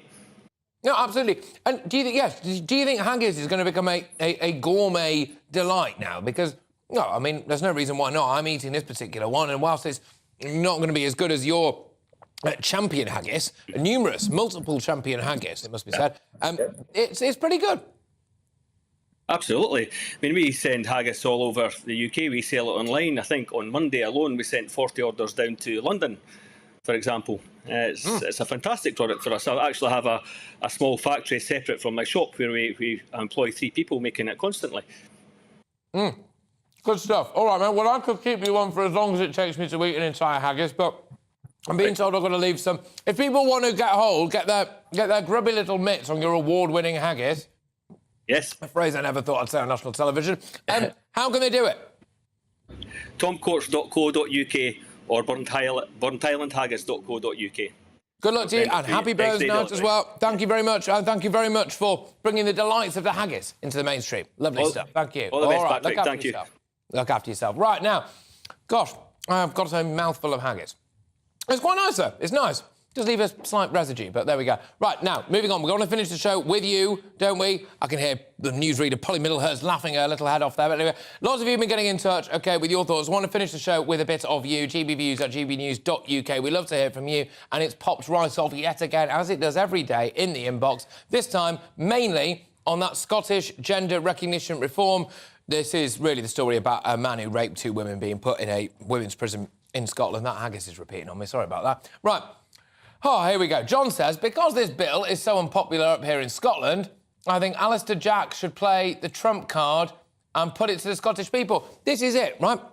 I'm saying this now. Why on earth is stuff like this not going to the people? About every single major issue in this country now, when you look at what's been going on in the Channel, if you did a referendum on turning boats back or something along those lines, or certainly not having adult asylum seekers pretending to be children in British schools, I mean, the public would speak in their droves, wouldn't they? The common sense brigade would win. If you talk about having male sex offenders in women's prisons, yet again, a public vote would overwhelmingly reveal that people do not want that to happen. And yet here we go. We have a fraction of a percentage of our population, a very vocal minority, influencing people, in this case in Scotland, lawmakers at the top, who think they're doing the progressive right thing. And actually, frankly, I would argue, they're screwing people up.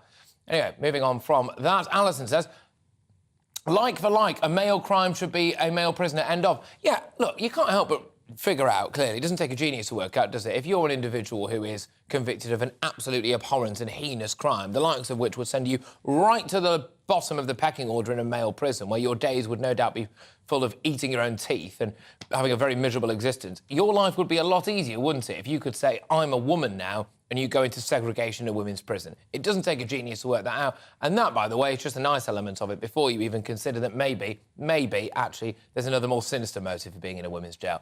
Up next is Jubes & Co. Jubes with me here in the studio right now, which gives me a chance to get some of this haggis out of my teeth. Jubes, what you got coming up on your show? I have no idea why on earth you've got haggis in your teeth, and I will not let my imagination run riot. On my show tonight, Patrick, I want to talk about Rishi. He's been told to stop his plans for this British Bill of Rights. Apparently, we should be sticking with the Human Rights Act. Should we or not? Fascinated about that. Excess deaths in this country, very high rates. Now, is the government committed to really getting behind what is going on, and how worried about this should we be?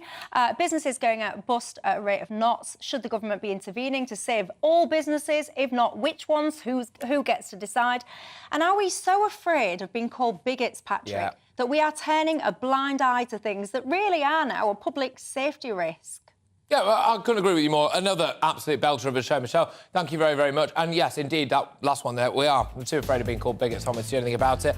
Thank you very much, everybody who's tuned in. I have been Patrick Christys. Now, I am due to be back on your screens at 3 p.m. tomorrow, but you might have noticed my face slightly dropped there as Michelle was doing her intro, because I just heard in my ear that my producers didn't cook this haggis before giving it to me, so I've just eaten raw pig's innards. I'll see you in about a month. Hello, welcome to the latest from the Met Office. I'm Annie Shuttleworth. This evening will be a chilly one with clear spells that will remain quite cloudy across southern areas. Now, we've got a cold weather front that's pushing southwards across the country throughout Wednesday and into Thursday. Much clearer weather behind it, but ahead of it staying quite misty and murky. And you can see that rain and drizzle affecting more southern areas of England throughout Wednesday evening, bringing outbreaks of rain.